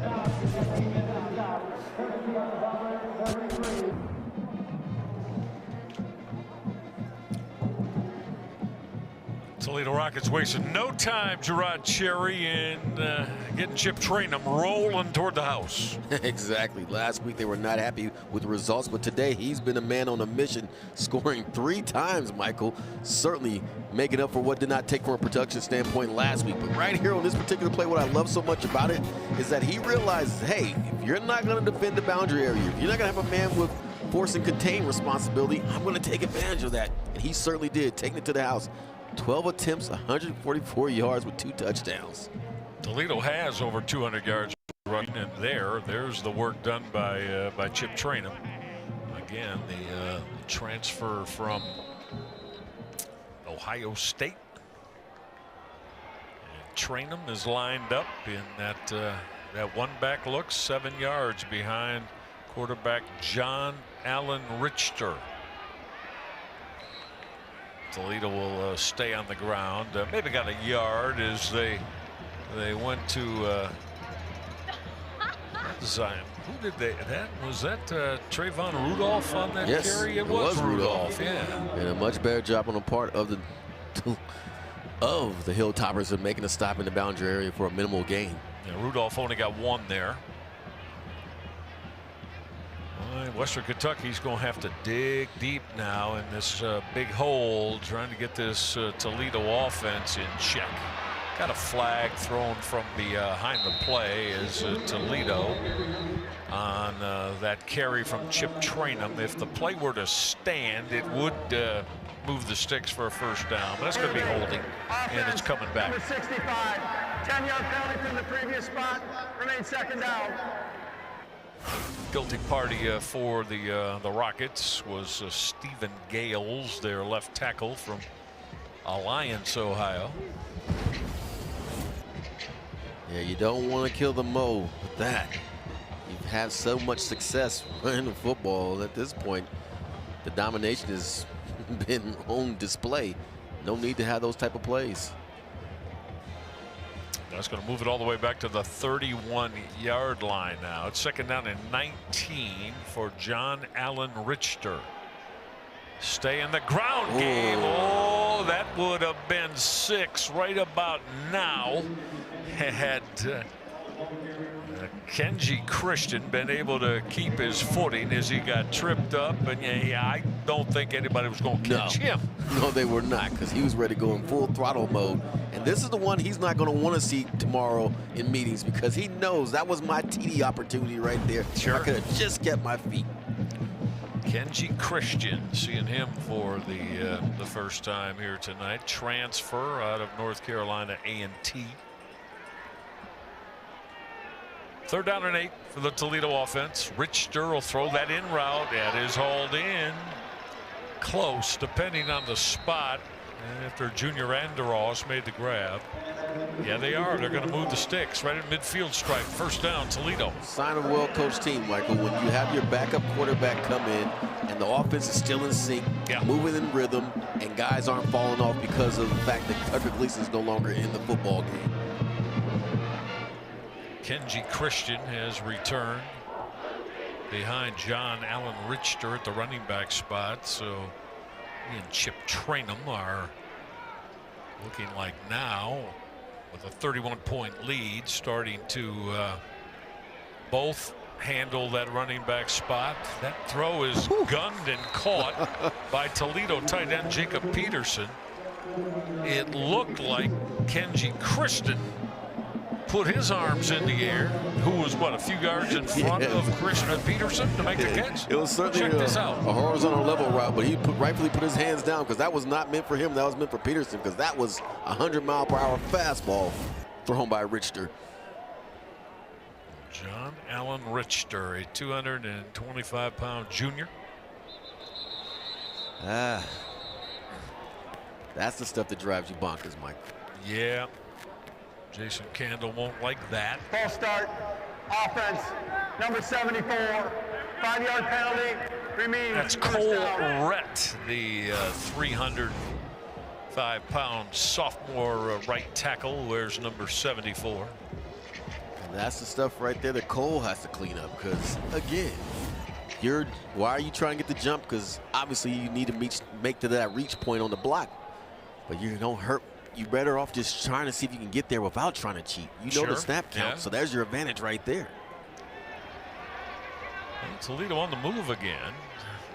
Short-circuited by a couple of motion false start penalties. Possessors of a 31-point lead as Kenji Christian works off the left side. And effectively running the football. He's done a nice job tonight, hasn't he? Yeah, and what you appreciate is the physical element that he's bringing to running it as well. Because it's one thing when you get in the blocking and the holes are opening up, and that's punishing to a defense, don't get me wrong. But when you're in a space where a guy's also going to lower his shoulder pads and give you that physical touch as well, and you're down by 31 points, that will hurt your cause and your feelings. On the defensive side of the ball, that is. No doubt. John Allen Richter on 2nd and 8. Stay with the ground game. That's a real nice cut once again before he went airborne for Kenji Christian.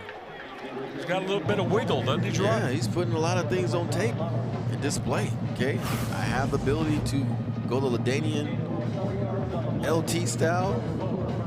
Also, I have the power element to my game. Le'Veon Bell. Size. He's listed as 6'2", 210. He's running that way. Yeah. Let's call it 3rd down and 4 now as we're halfway through this 3rd quarter with Toledo well in hand. Their 31-point advantage. Richter came back underneath. That is caught. 1st down Toledo as he worked his throw into the slot to Junior Vandeross. Vandeross, no surprise, one of the top receivers in college football, having a big night. Yes, he's about due for another big play as well. Yeah, sure. But right there, I like the fact how he sat beyond the sticks. That's the key part. That shows you that he's a veteran in this college game and that he realizes there's no point in being above the sticks, be beyond the sticks to get that 1st down. Back to the ground game with speed inside the 5 and got dragged down from behind. Chip Trainum. Chip Trainum, the ball carrier. And Trip is saying that is number 4 for me if I can get out of this tackle. Yep. Once again, what do we see, folks? You see that there is no one forcing the issue for the Hilltoppers. You have to have someone in that alley coming up to force to make that tackle.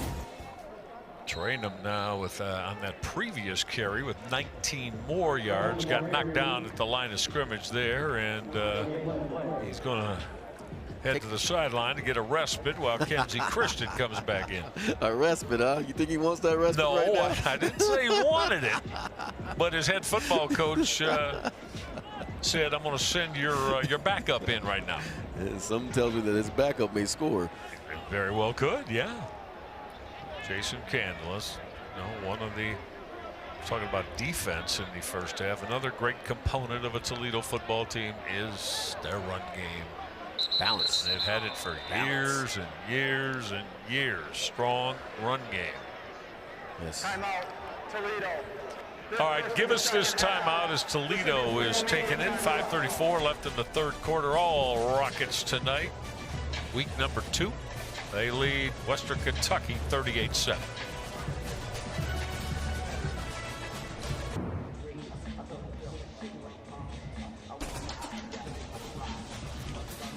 strong offensive night for the Toledo Rockets. And how over 400 yards of total offense. We've still got 20 minutes of football left to go in this one. Michael Reggai, Gerard Cherry, our producer Ed Kultz, director Sam Ramos, and all of our ESPN crew doing a terrific job tonight, keeping you up to speed, like those little guys know, on everything that is all about Toledo.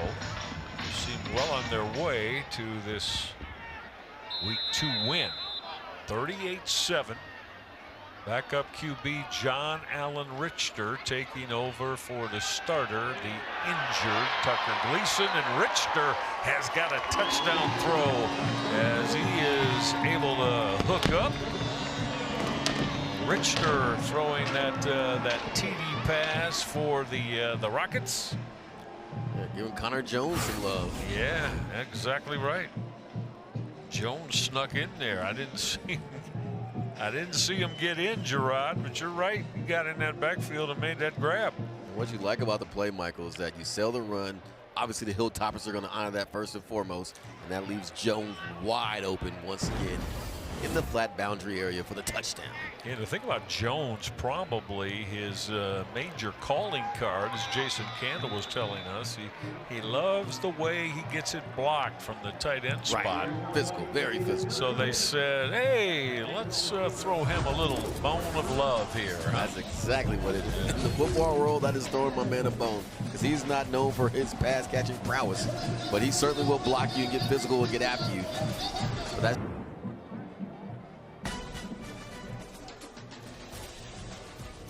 Toledo's Rockets with this 45-7 lead over the Hilltoppers of Western Kentucky. Michael Reggai, Gerard Cherry. Hope all of you are enjoying it tonight. 10 plays to go 60 yards. Took 6.5 minutes. A 5-yard touchdown reception from tight end Connor Jones. So, Gerard, this is the time. There's still 20 minutes left to play. And this is when you got to be able to dig deep, whatever side you're on. right. Finish strong. Obviously, it's early in the season for the Hilltoppers, and Rockets have a commanding lead. But this is where, again, you work on your game, you dig deep, and you figure out who you are as a football player, and you establish those ideals right now. And I know it's easier said than done, us up here talking about it, but that's how you have to think and feel on that football field right now.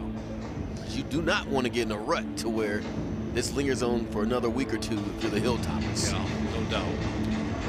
Of course, Tyson Helton, he and his dad, Kim, are the first father-son duo. Kim was a head coach in Houston. They'll each be named the Coach of the Year by in any FBS conference. And that first down throw is hauled in and near the boundary, making that grab, running back Marvis Parrish. We call that a respect play.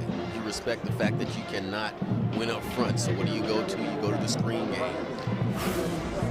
Gerard, you know, correct me if I'm wrong though, but this has been the largest component of their pass game tonight. Yes, they started out throwing to running backs in either the screen game, and they've even been a couple of fades thrown to running backs. Right. So they just seem to, I don't know. I don't want to say, you know, haven't really given their pass game a shot, but it seemingly has been very condensed tonight.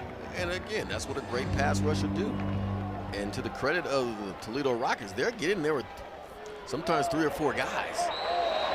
There's that shallow crossing route, and my goodness, did a price get paid as for Toledo up on that big time hit. Andre Fuller. Look at Fuller throw down Henry. Yeah, Andre Fuller had what we call bad intentions. That is one physical tackle on his part. Just it's been a continuing dynamic tonight for Western Kentucky. A lot of 3 and outs. They just can't get the offense moving to move the sticks.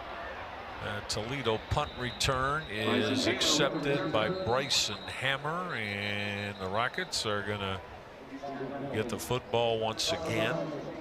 If you're just joining us, the only unfortunate dynamic tonight for Toledo with this big lead, and they played so well, is their starting quarterback, one of the MAC's best, Tucker Gleason, was helped off the field after taking a hit right there on the throw. Yeah. Gerard, we've seen that a million times, over and over and over again in every level of football. You don't want to see it, and they've done so much in football to reduce the amount of that taking place, because think about how many guys have had their seasons in because of that particular play right there. Too many, right? Yeah. Far too many. Far too many. You hope that Tucker Gleason does not fall into that camp. Yeah. So for Gleason, there he is. He's in good spirits. He's smiling. Very good spirits. He's on the bench with his Rocket teammates. And a Slim Shady look. He's got that.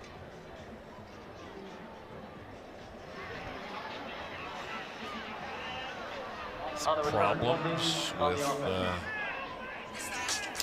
referee microphone here tonight. It is going to move Western Kentucky back to the 7-yard line. And again is a better look at what he's got the ice pack. Hands on his knee. Yeah, on the knee, sure. And we talk about the need for the Hilltoppers to finish strong and dig deep. Same thing applies to the Rockets as well. Even though you're up in a commanding lead, you still want to play clean football, because the habits that you build right here matter down the road as well. So John Allen Richter getting a lot of work tonight. That first down carry, making people miss, is Kenji Christian before he got belted near the boundary. It made Christian earn that one right there. Still a 4-yard pickup. Yeah, we'll see how far John Allen Richter goes. As you know, Jay, I know it's only late third quarter, but this one is pretty much decided. That it is, but a chance to get your backup quarterback in meaningful duty against a quality opponent. That's take advantage true. of that. But you know, who knows? He may be your starting quarterback. That's a great point. Next week. And again, we'll see. We're not trying to make any declarative statement about that. It probably won't be till early in the week where you find out. I'll tell you, got to be impressed with the wiggle of Kenji Christian, huh? Yeah, it's like he has oil on, because he is just slipping off of every would-be tackler. But back to your point with Gleason and Richter, whenever you see ice on someone, that is a concerning sight to see. But right here, you see the slipperiness. He gets out of one tackle, two tackles, and ultimately gets brought down after getting the first down. And folks, he's a step away from taking it to the house as well. Yes, he is.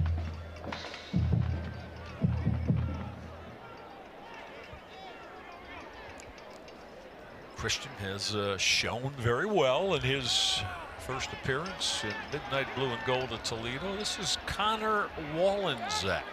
We've seen Connor in the last couple of years as a backup running back, a young man from nearby Perrysburg High School. Does not fumble. No, he doesn't.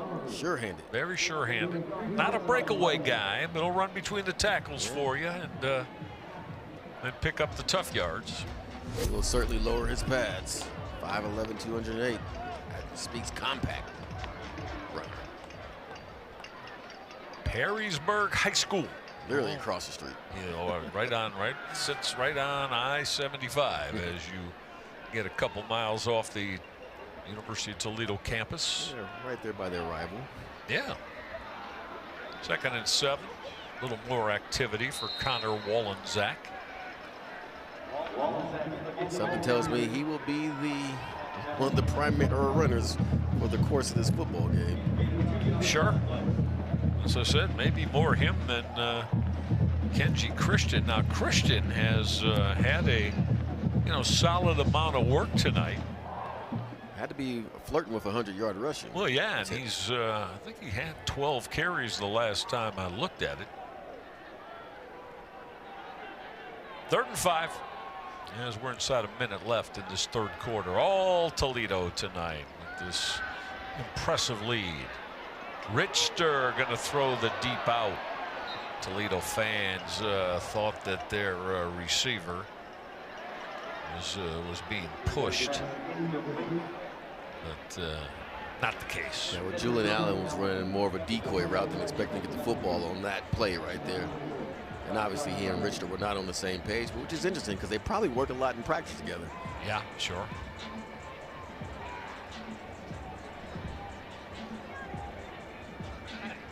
Fourth and 5, and Jason Candle's going to get his punt team on with only 44 ticks left in this third quarter. All Toledo tonight.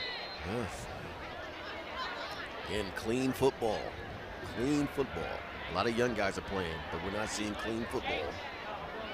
And Jason Candle not going to like that with a punt team getting called for a false start.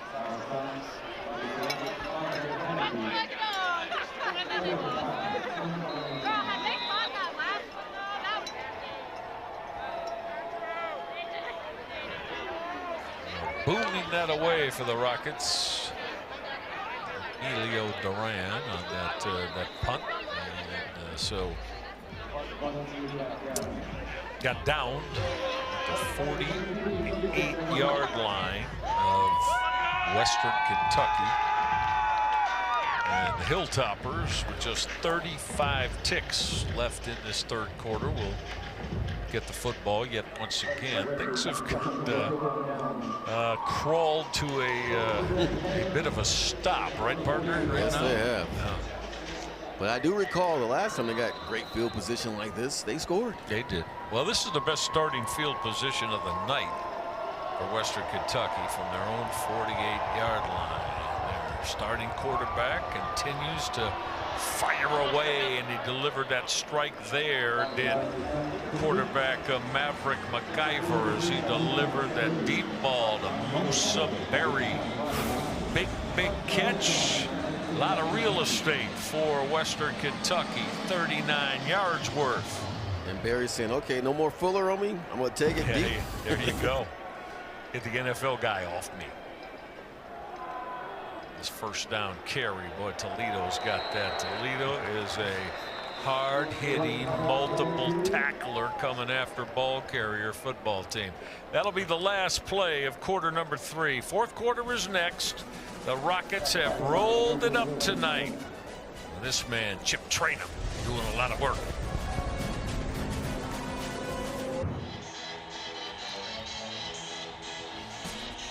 Michael Regai, Gerard Cherry, all of our ESPN crew. Let's start quarter number 4 as the Toledo Rockets have really turned it on offensively, and has been an offense that has been punctured a lot by the run game. And when Chip Traynham isn't running in the house, Gerard, he's catching passes out of the backfield to get it done. Yeah, he's showing that he is truly a complete back because he has been excellent running the football, off tackle, between the tackles, and also catching out of the backfield, Michael. Very impressive effort on the part of one Chip Traynham.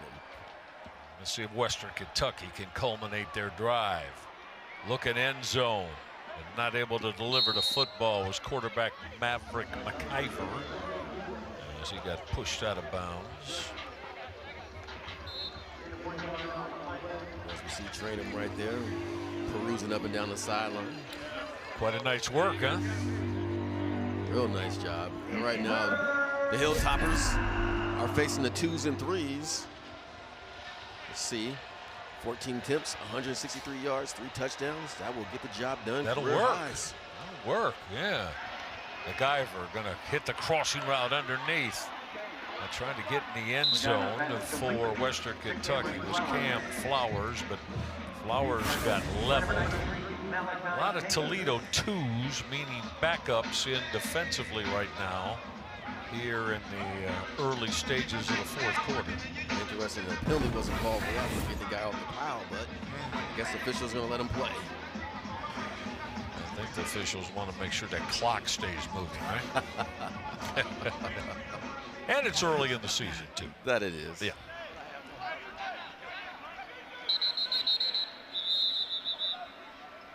the line judge came running toward the middle of the football field and said Toledo wants a timeout. All right, we're going to take it with the Rockets here. Toledo in control. They've got a 45-7 lead over Western Kentucky.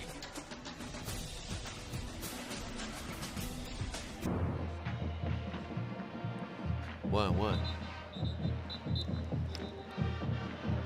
Here's what the next 5 have in the early stages of this 2025 college football season for that man, Jason Candle. Next week, they've got Oregon State here, and then Mid-American Conference play starts. Trip to Kalamazoo in Western Michigan, and that Western Michigan squad looks to me like they're ready to have a strong 2025 campaign. They get back home in a couple of weeks for Akron before a trip to their hated rivals, the Bowling Green Falcons. So that's what's coming up for Jason Candle and Toledo. Stay on the ground with that inside run for Western Kentucky. Toledo shuts that down. Boy, it's just so difficult for Western Kentucky. They get inside the 5-yard line, Gerard, and they just cannot find a way to get the ball in the end zone easily. No, they have not had much success. And that's a great job of utilizing your timeout. You call a timeout, you see something you don't like, you correct it, and they get the stop. Gonna go in that power eye look here. Stay on the ground. Did they push it into the end zone? Yeah, they did on that carry. Looked to be Jaden McGill. Yeah, it was. Jaden McGill into the end zone. Fine job by Jaden of doing what? Running with authority, moving the legs, refusing to go down and get into the end zone. Head coach Tyson Helton likes that. At this point, you're on building habits, good habits. Keep competing. That's really all you can do at this station of the game. Western Kentucky will get back home to Bowling Green, Kentucky, and to welcome in the Nevada Wolfpack next week. So adding the PAT for the Western Kentucky Hilltoppers. And Toledo's lead now is 45-14. Come on back with us to Glass Bowl Stadium.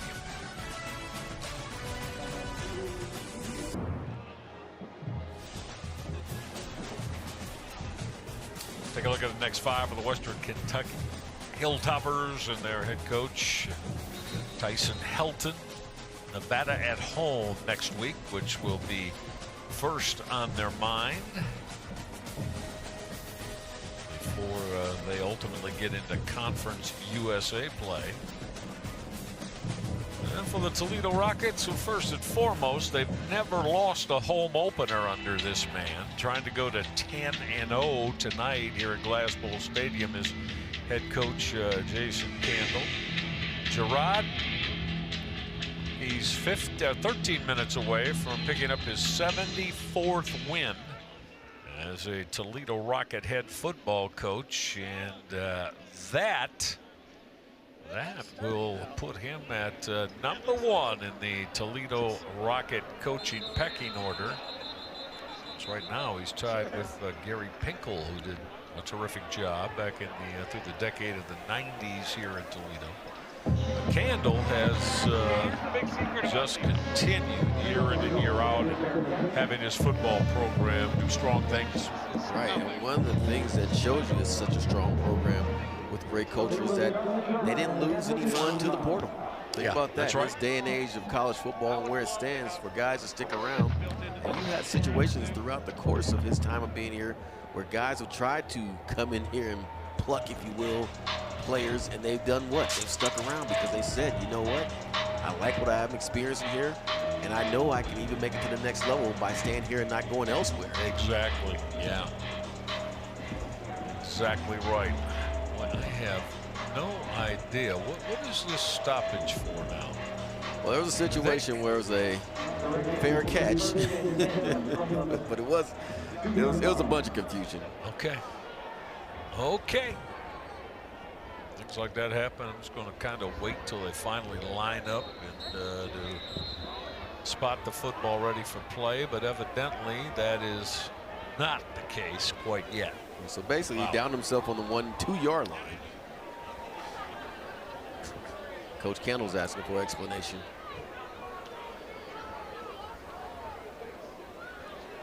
Toledo has the football. They've also got a 45-14 lead with 13:06 left in it. And for everyone's sake, I sure would hope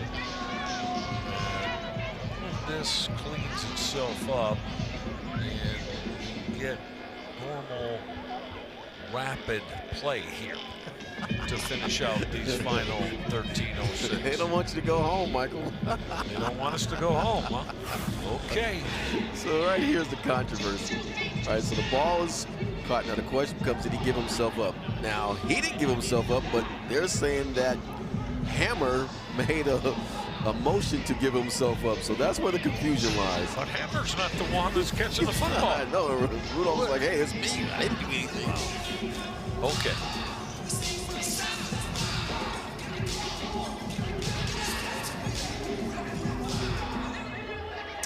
It's week 2 yet only, folks. Week 2. John Allen Richter remains at quarterback for Toledo, standing about 4 yards deep in his end zone here. Imagine the Rockets going to look to run the football. Kenji Christian on that first down carry. Richter came on, if you're just joining us, Toledo's starting quarterback and one of the best in the MAC, senior Tucker Gleason. Injured lower leg. I'm not going to call it a knee because we haven't been told. But it was a lower leg injury. Yeah. We certainly saw ice on the knee. Well, no doubt. Yeah. And we're just, but frankly, going to have to see how this next week unfolds, and then at some point, Toledo and Jason Candle will give us a sense of where his starting quarterback is physically. Christian not run the same level of authority we saw earlier with him, Michael, so maybe that little respite on the sideline somewhat slowed him down. But you see Gleason right there, he's all smiles, so that's a great sign. So the guy looks happy, doesn't he? Yeah, if I thought my season was over with, believe me, I wouldn't be smiling. Absolutely not. And that, of course, whether you're a Toledo fan or not, look, that's the best possible news for all these young men that play college football. Richter got out of the pocket. Nice move. Nice move, but that line judge is going to say he stepped out of bounds as he looked to make that cut back to the middle of the field at the 8-yard line. Let's see. Oh, that's a bad call. He was still in bounds. Oh, want to challenge that, but you can't. Yeah, not with the game situation, what it is, right? Although Jason Candle doesn't think that was a correct call. It was not a correct call. Right. This is Emilio Duran to hit this punt for Toledo. Oh, he boomed it. Line drive shot that pushed the Western Kentucky punt returner, Jarris Mack, back to around the 42-yard line. So Western Kentucky, with their hands on the foot pump, there's still almost 11 minutes to play. That was a long series right there. Oh, yes, sir. Yes, sir. Toledo is going to get their first win of the year in this one and even things up at 1-1. And for Western Kentucky, it's going to be their first loss after their wins over Sam Houston, Alabama the last 2 weeks.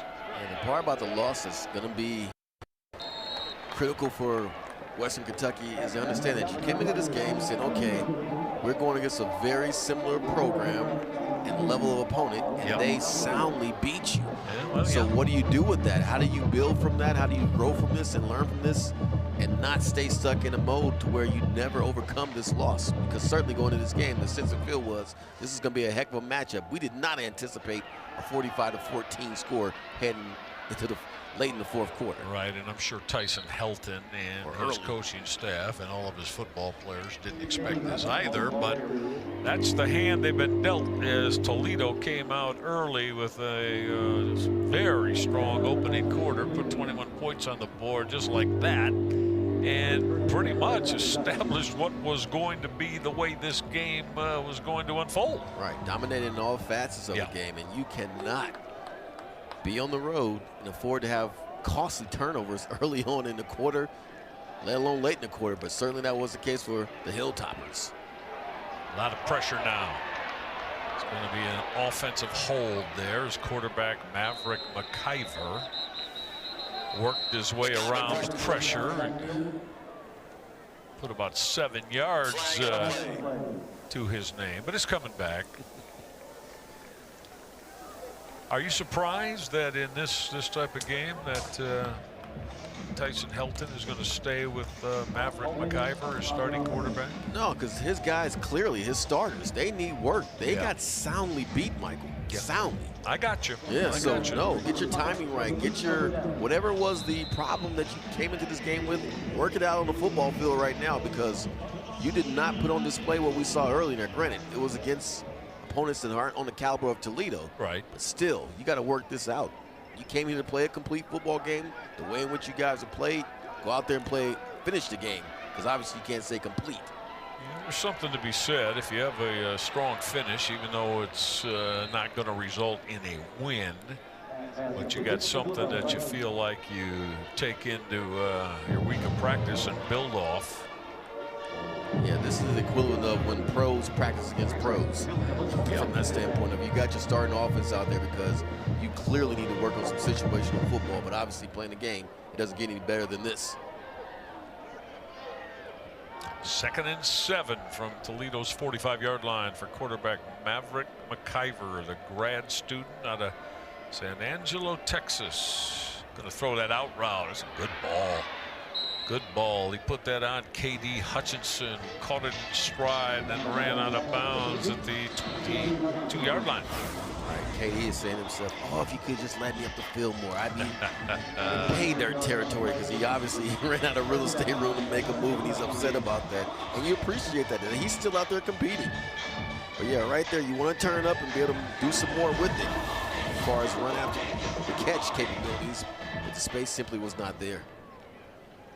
On the move, yet once again, though, is quarterback Maverick McIver and his Western Kentucky offense. Going to go back to the ground game here.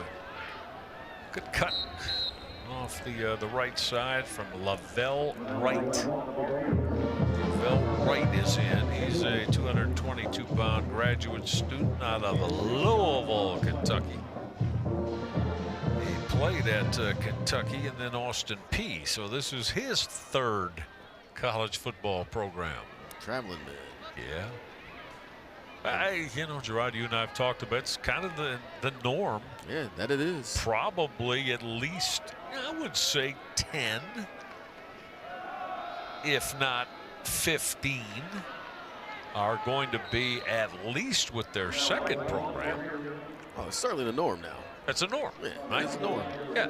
It is the new normal for college football, to where guys have the opportunity on a yearly basis to say, you know what, things aren't working here. Let me try my prospects somewhere else. Yeah, that's right. Go down a division and back up, then down. And some coaches, quite frankly, it's not my cup of tea, as I've said. You know, I'd prefer to build my program from strong high school recruiting and then add a piece or two here or there. But I mean, there are some coaches, Gerard, that have, I don't know, like I said, a dozen, 15, 20 transfers in their programs. And that's the new normal. You have to embrace it. It's no longer. Do I? You scolded me, partner. No, I'm not telling you that. I'm saying you got to embrace it. The coaches have to embrace it. Doug, I get where you're coming from, because I played under similar parameters. And I'll be frank and transparent with you all out there. We talked about it in the locker room, because I had a situation when I went to Cal where our head coach Bruce Snyder left and went to Arizona State, and they ended up having a successful program down there. And our thoughts were, how is that fair back then for him to leave and have no penalty, but we couldn't do it. Yeah, well, you're right about that. And that's always been the key. That's a good move inside the 5 and into the end zone. That's Cameron Flowers. Flowers caught that quick hitch and then went into his bag of moves. Right. They got playmakers again for Western Kentucky. Only problem is they were not able to do this type of prolific play versus the ones for Toledo. Right. It's an 11-yard touchdown catch there for Cameron Flowers. Woo-hoo. Yeah. Electricity right there. Some shimmy and shake, huh? Yes, sir.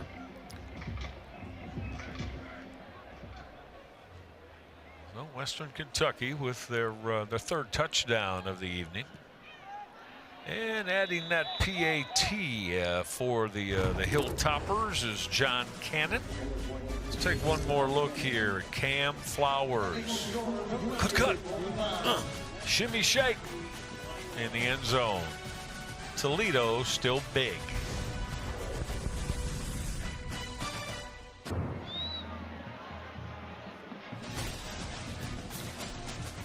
Oh, Jason Candle going to become with his 74th career win. Go. He's going to, of course, this began with his first season at the University of Toledo. So no MAC team, Gerard, has more wins in conference than this man, Jason Candle, going back. So now it is beginning the 9th year, going back to 2016. Yeah, just has done a phenomenal job of creating a great program in which you get the respect nationally. When you talk about Toledo football, people recognize the phenomenal job that they're doing here. Exactly right. Let's see if this is returnable. Yeah. No hands up this time. No. Or out. From inside the end zone, coming out for the Rockets is Rudolph on that return. Trayvon Rudolph, who wears number 9. Think about last year, for example. They beat 2 Power 5 teams. They beat Pitt in a bowl game. You see right there, the Hilltoppers, 8 plays, 59 yards, 4 minutes and 32 seconds elapsing to get us down to the 6:21 mark. Let's see what the MO here is for Jason Candle. I mean, again, the outcome's not in doubt. So let's see if he's content to run the football quite a bit. That first call is the run from running back Connor Wallenczak. They're like, Colin, stay in bounds. Exactly, yeah. What are you doing?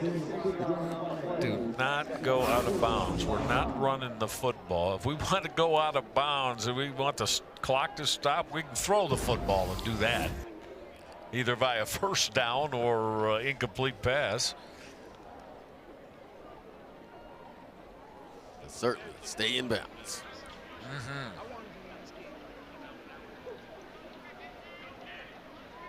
Second and 4 now. For backup quarterback John Allen Richter, Wallenczak. It's a good job of lowering his pads and jumping in and out of cuts, out of tackle traffic. Moving forward, that's exactly what you want to do.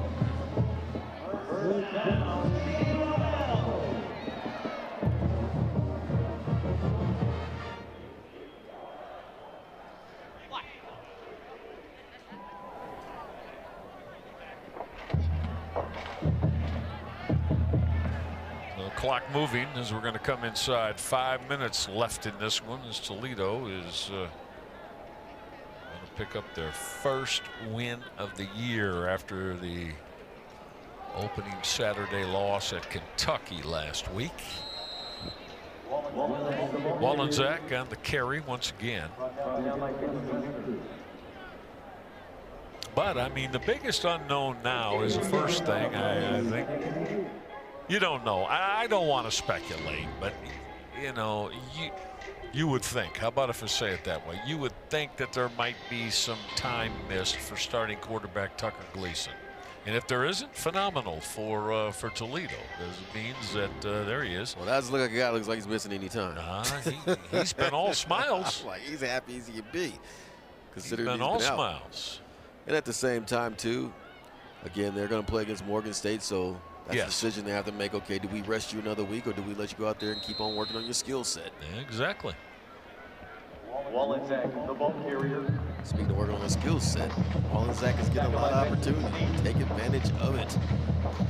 Does Tucker Gleason have the best arm tat game of any quarterback in the FBS? It's pretty colorful. I wonder what those emblems mean. Yeah, maybe we'll have to do some research on that. Toledo just hit 500 yards tonight of total offense. And Western Kentucky is saying we know the feeling. That's what their experience was the past couple of games. That's right. You know that'll work for Jason Candle. Well, those are the kind of things now, and I understand John Allen Richter, you know, wouldn't get a lot of reps during the week with the one. Right. I get that, but Can't a delay a game? No. Get to the line of scrimmage and operate. Run the play. Right. And I'm pretty sure it was a run play. Oh, yes. Yes, indeed. So you're changing stuff at the line of scrimmage at this point. It might be called doing too much. Well, Jason Candle is still continuing his discussion with the officiating crew. He's upset about that, and I understand why. Yeah, it was about put us on a 2-yard line. What the 2-yard line? Well, we were in a tighter game. Yeah, baby. That could have been costly. There we go. There we go. Hey, keep pushing. Well, the push continues for this Toledo Rocket offensive line as Connor Wallensack used that O-line push to move his way for a couple more. But it's going to be now 4th down. 4th and 4, and we're inside 3 minutes left. I think Toledo would love to keep the football and finish it out, but I mean, again, this is a 4th and 4. So it was Jason Candle, and he's got John Allen Richter on the football field right now. Yeah, another running play, 1st down. Pretty much will seal the game. See, maybe he's just going to let this play clock run down, Jay. Or let the play clock run down, get the delay, and punt it away. Impressive night for Toledo, total offense-wise. Jason Candle is going to take the timeout.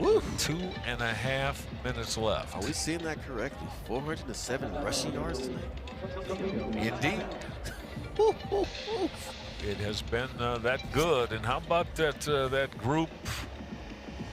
How about that offensive line group up front? Stephen Gales, left tackle. Carter Foudy, the veteran senior left guard. Anthony Boswell, he's the new O-line starter. He's a redshirt freshman. And then, of course, Ethan Spop at right guard, and Cole Rett at right tackle. They're real good. Yeah, they got game balls. We said it earlier in the game. If they continue to block the way they were blocking in the first quarter, they were going to find themselves with game balls at the end of the night. And when you amass that many yards, you know you're winning in the trenches. Yes, indeed. Well, on 4th and 4 with the clock stopped after the timeout, Jason Candle decides to get the punt unit on the football field. Fair catch from Western Kentucky, Jarris Mack. Haven't really seen Mack as a big-time potential home run hitter. Yeah, a lot of the home run hitters have been shut down tonight for Western Kentucky. We didn't see that tonight, did we? We saw a couple big plays. We saw a really nice trick play, but to be frank, Michael, that trick play was really synonymous with what took place tonight, and that they had to rely on trickery in order to get the job done. Yeah, and that's never a good sign for an offense that's touted as being prolific. Checking to see, yep, Rodney Tisdale. He's the backup QB. He wears number 16, and he's on the football field now for head coach Tyson Helton. And that's good. See, I give Tyson Helton a lot of respect for this job. Right. You know, he changed quarterbacks, but he's not going to have him just come out here throwing the football all over the place. The 2-minute warning is right now. I guess in college they call it the 2-minute timeout, right? That they do. To be official about it. Technically. Yeah, that's right. 2-minute warning is the NFL. 2-minute timeout. The college game. 45-21 Toledo. We're back to finish it out next.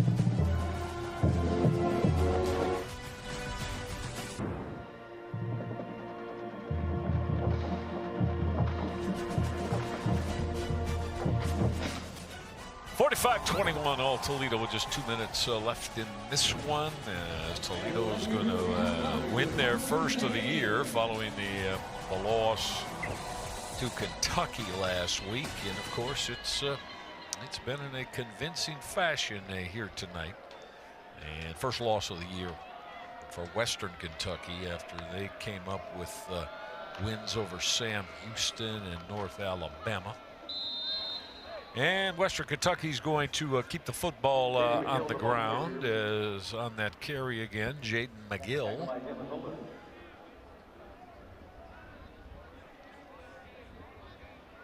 Well, as always, Gerard, both squads, Toledo on the win side, Western Kentucky on the loss side, got things that they'll go to work on and look to clean up before next week's Week 3 action. For Western Kentucky, really it boils down to, one, you can't turn the football over at home or on the road, so that's a problem right there that you have to clean up ball security first and foremost. And obviously for Maverick McIver, understanding that what you see pre-snap will not always be the case post-snap, and that he got baited to a pick 6 interception on the part of Emmanuel McNeil Freeman. So those things are you can clean up for sure. Sure, yeah. So first down. The sticks move for Western Kentucky. And this one is now just 60 seconds away of coming to an end. Toledo is saying that Western Kentucky put the football down. The officials do not agree.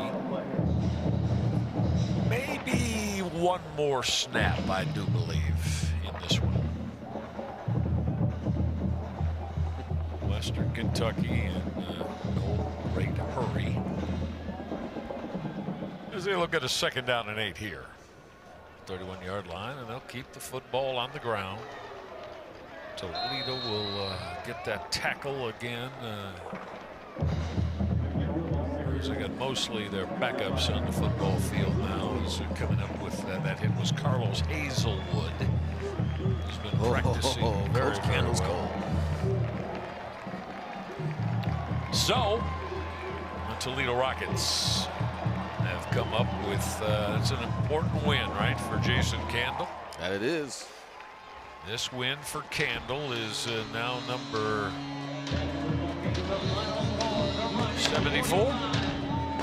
That it is. He is now the all-time winningest head football coach in Toledo Rocket history with this 45-21 win. His 74th win as a Rocket head coach, and he has done a fabulous job at, well, many will tell you, and I'm sure, you know, Miami fans, Ohio fans might say we beg to differ. I didn't say everyone would tell you. I just said many will tell you that this, and I would say to me, the three I just mentioned are the most consistent programs that we have right now in the Mid-American Conference. All right, that's going to do it for us. Toledo with a 45-21 win over Western Kentucky tonight. My partner Gerard Cherry was terrific tonight. So was our producer Ed Kultz, director Sam Ramos, and all the crew. I'm Michael Regai. We bid you a good Saturday night from Glass Bowl Stadium in Toledo. 45-21, the Toledo Rockets with a win. All games airing on the ESPN networks are streaming live and the archived on the ESPN app. See you next week, everybody. So long.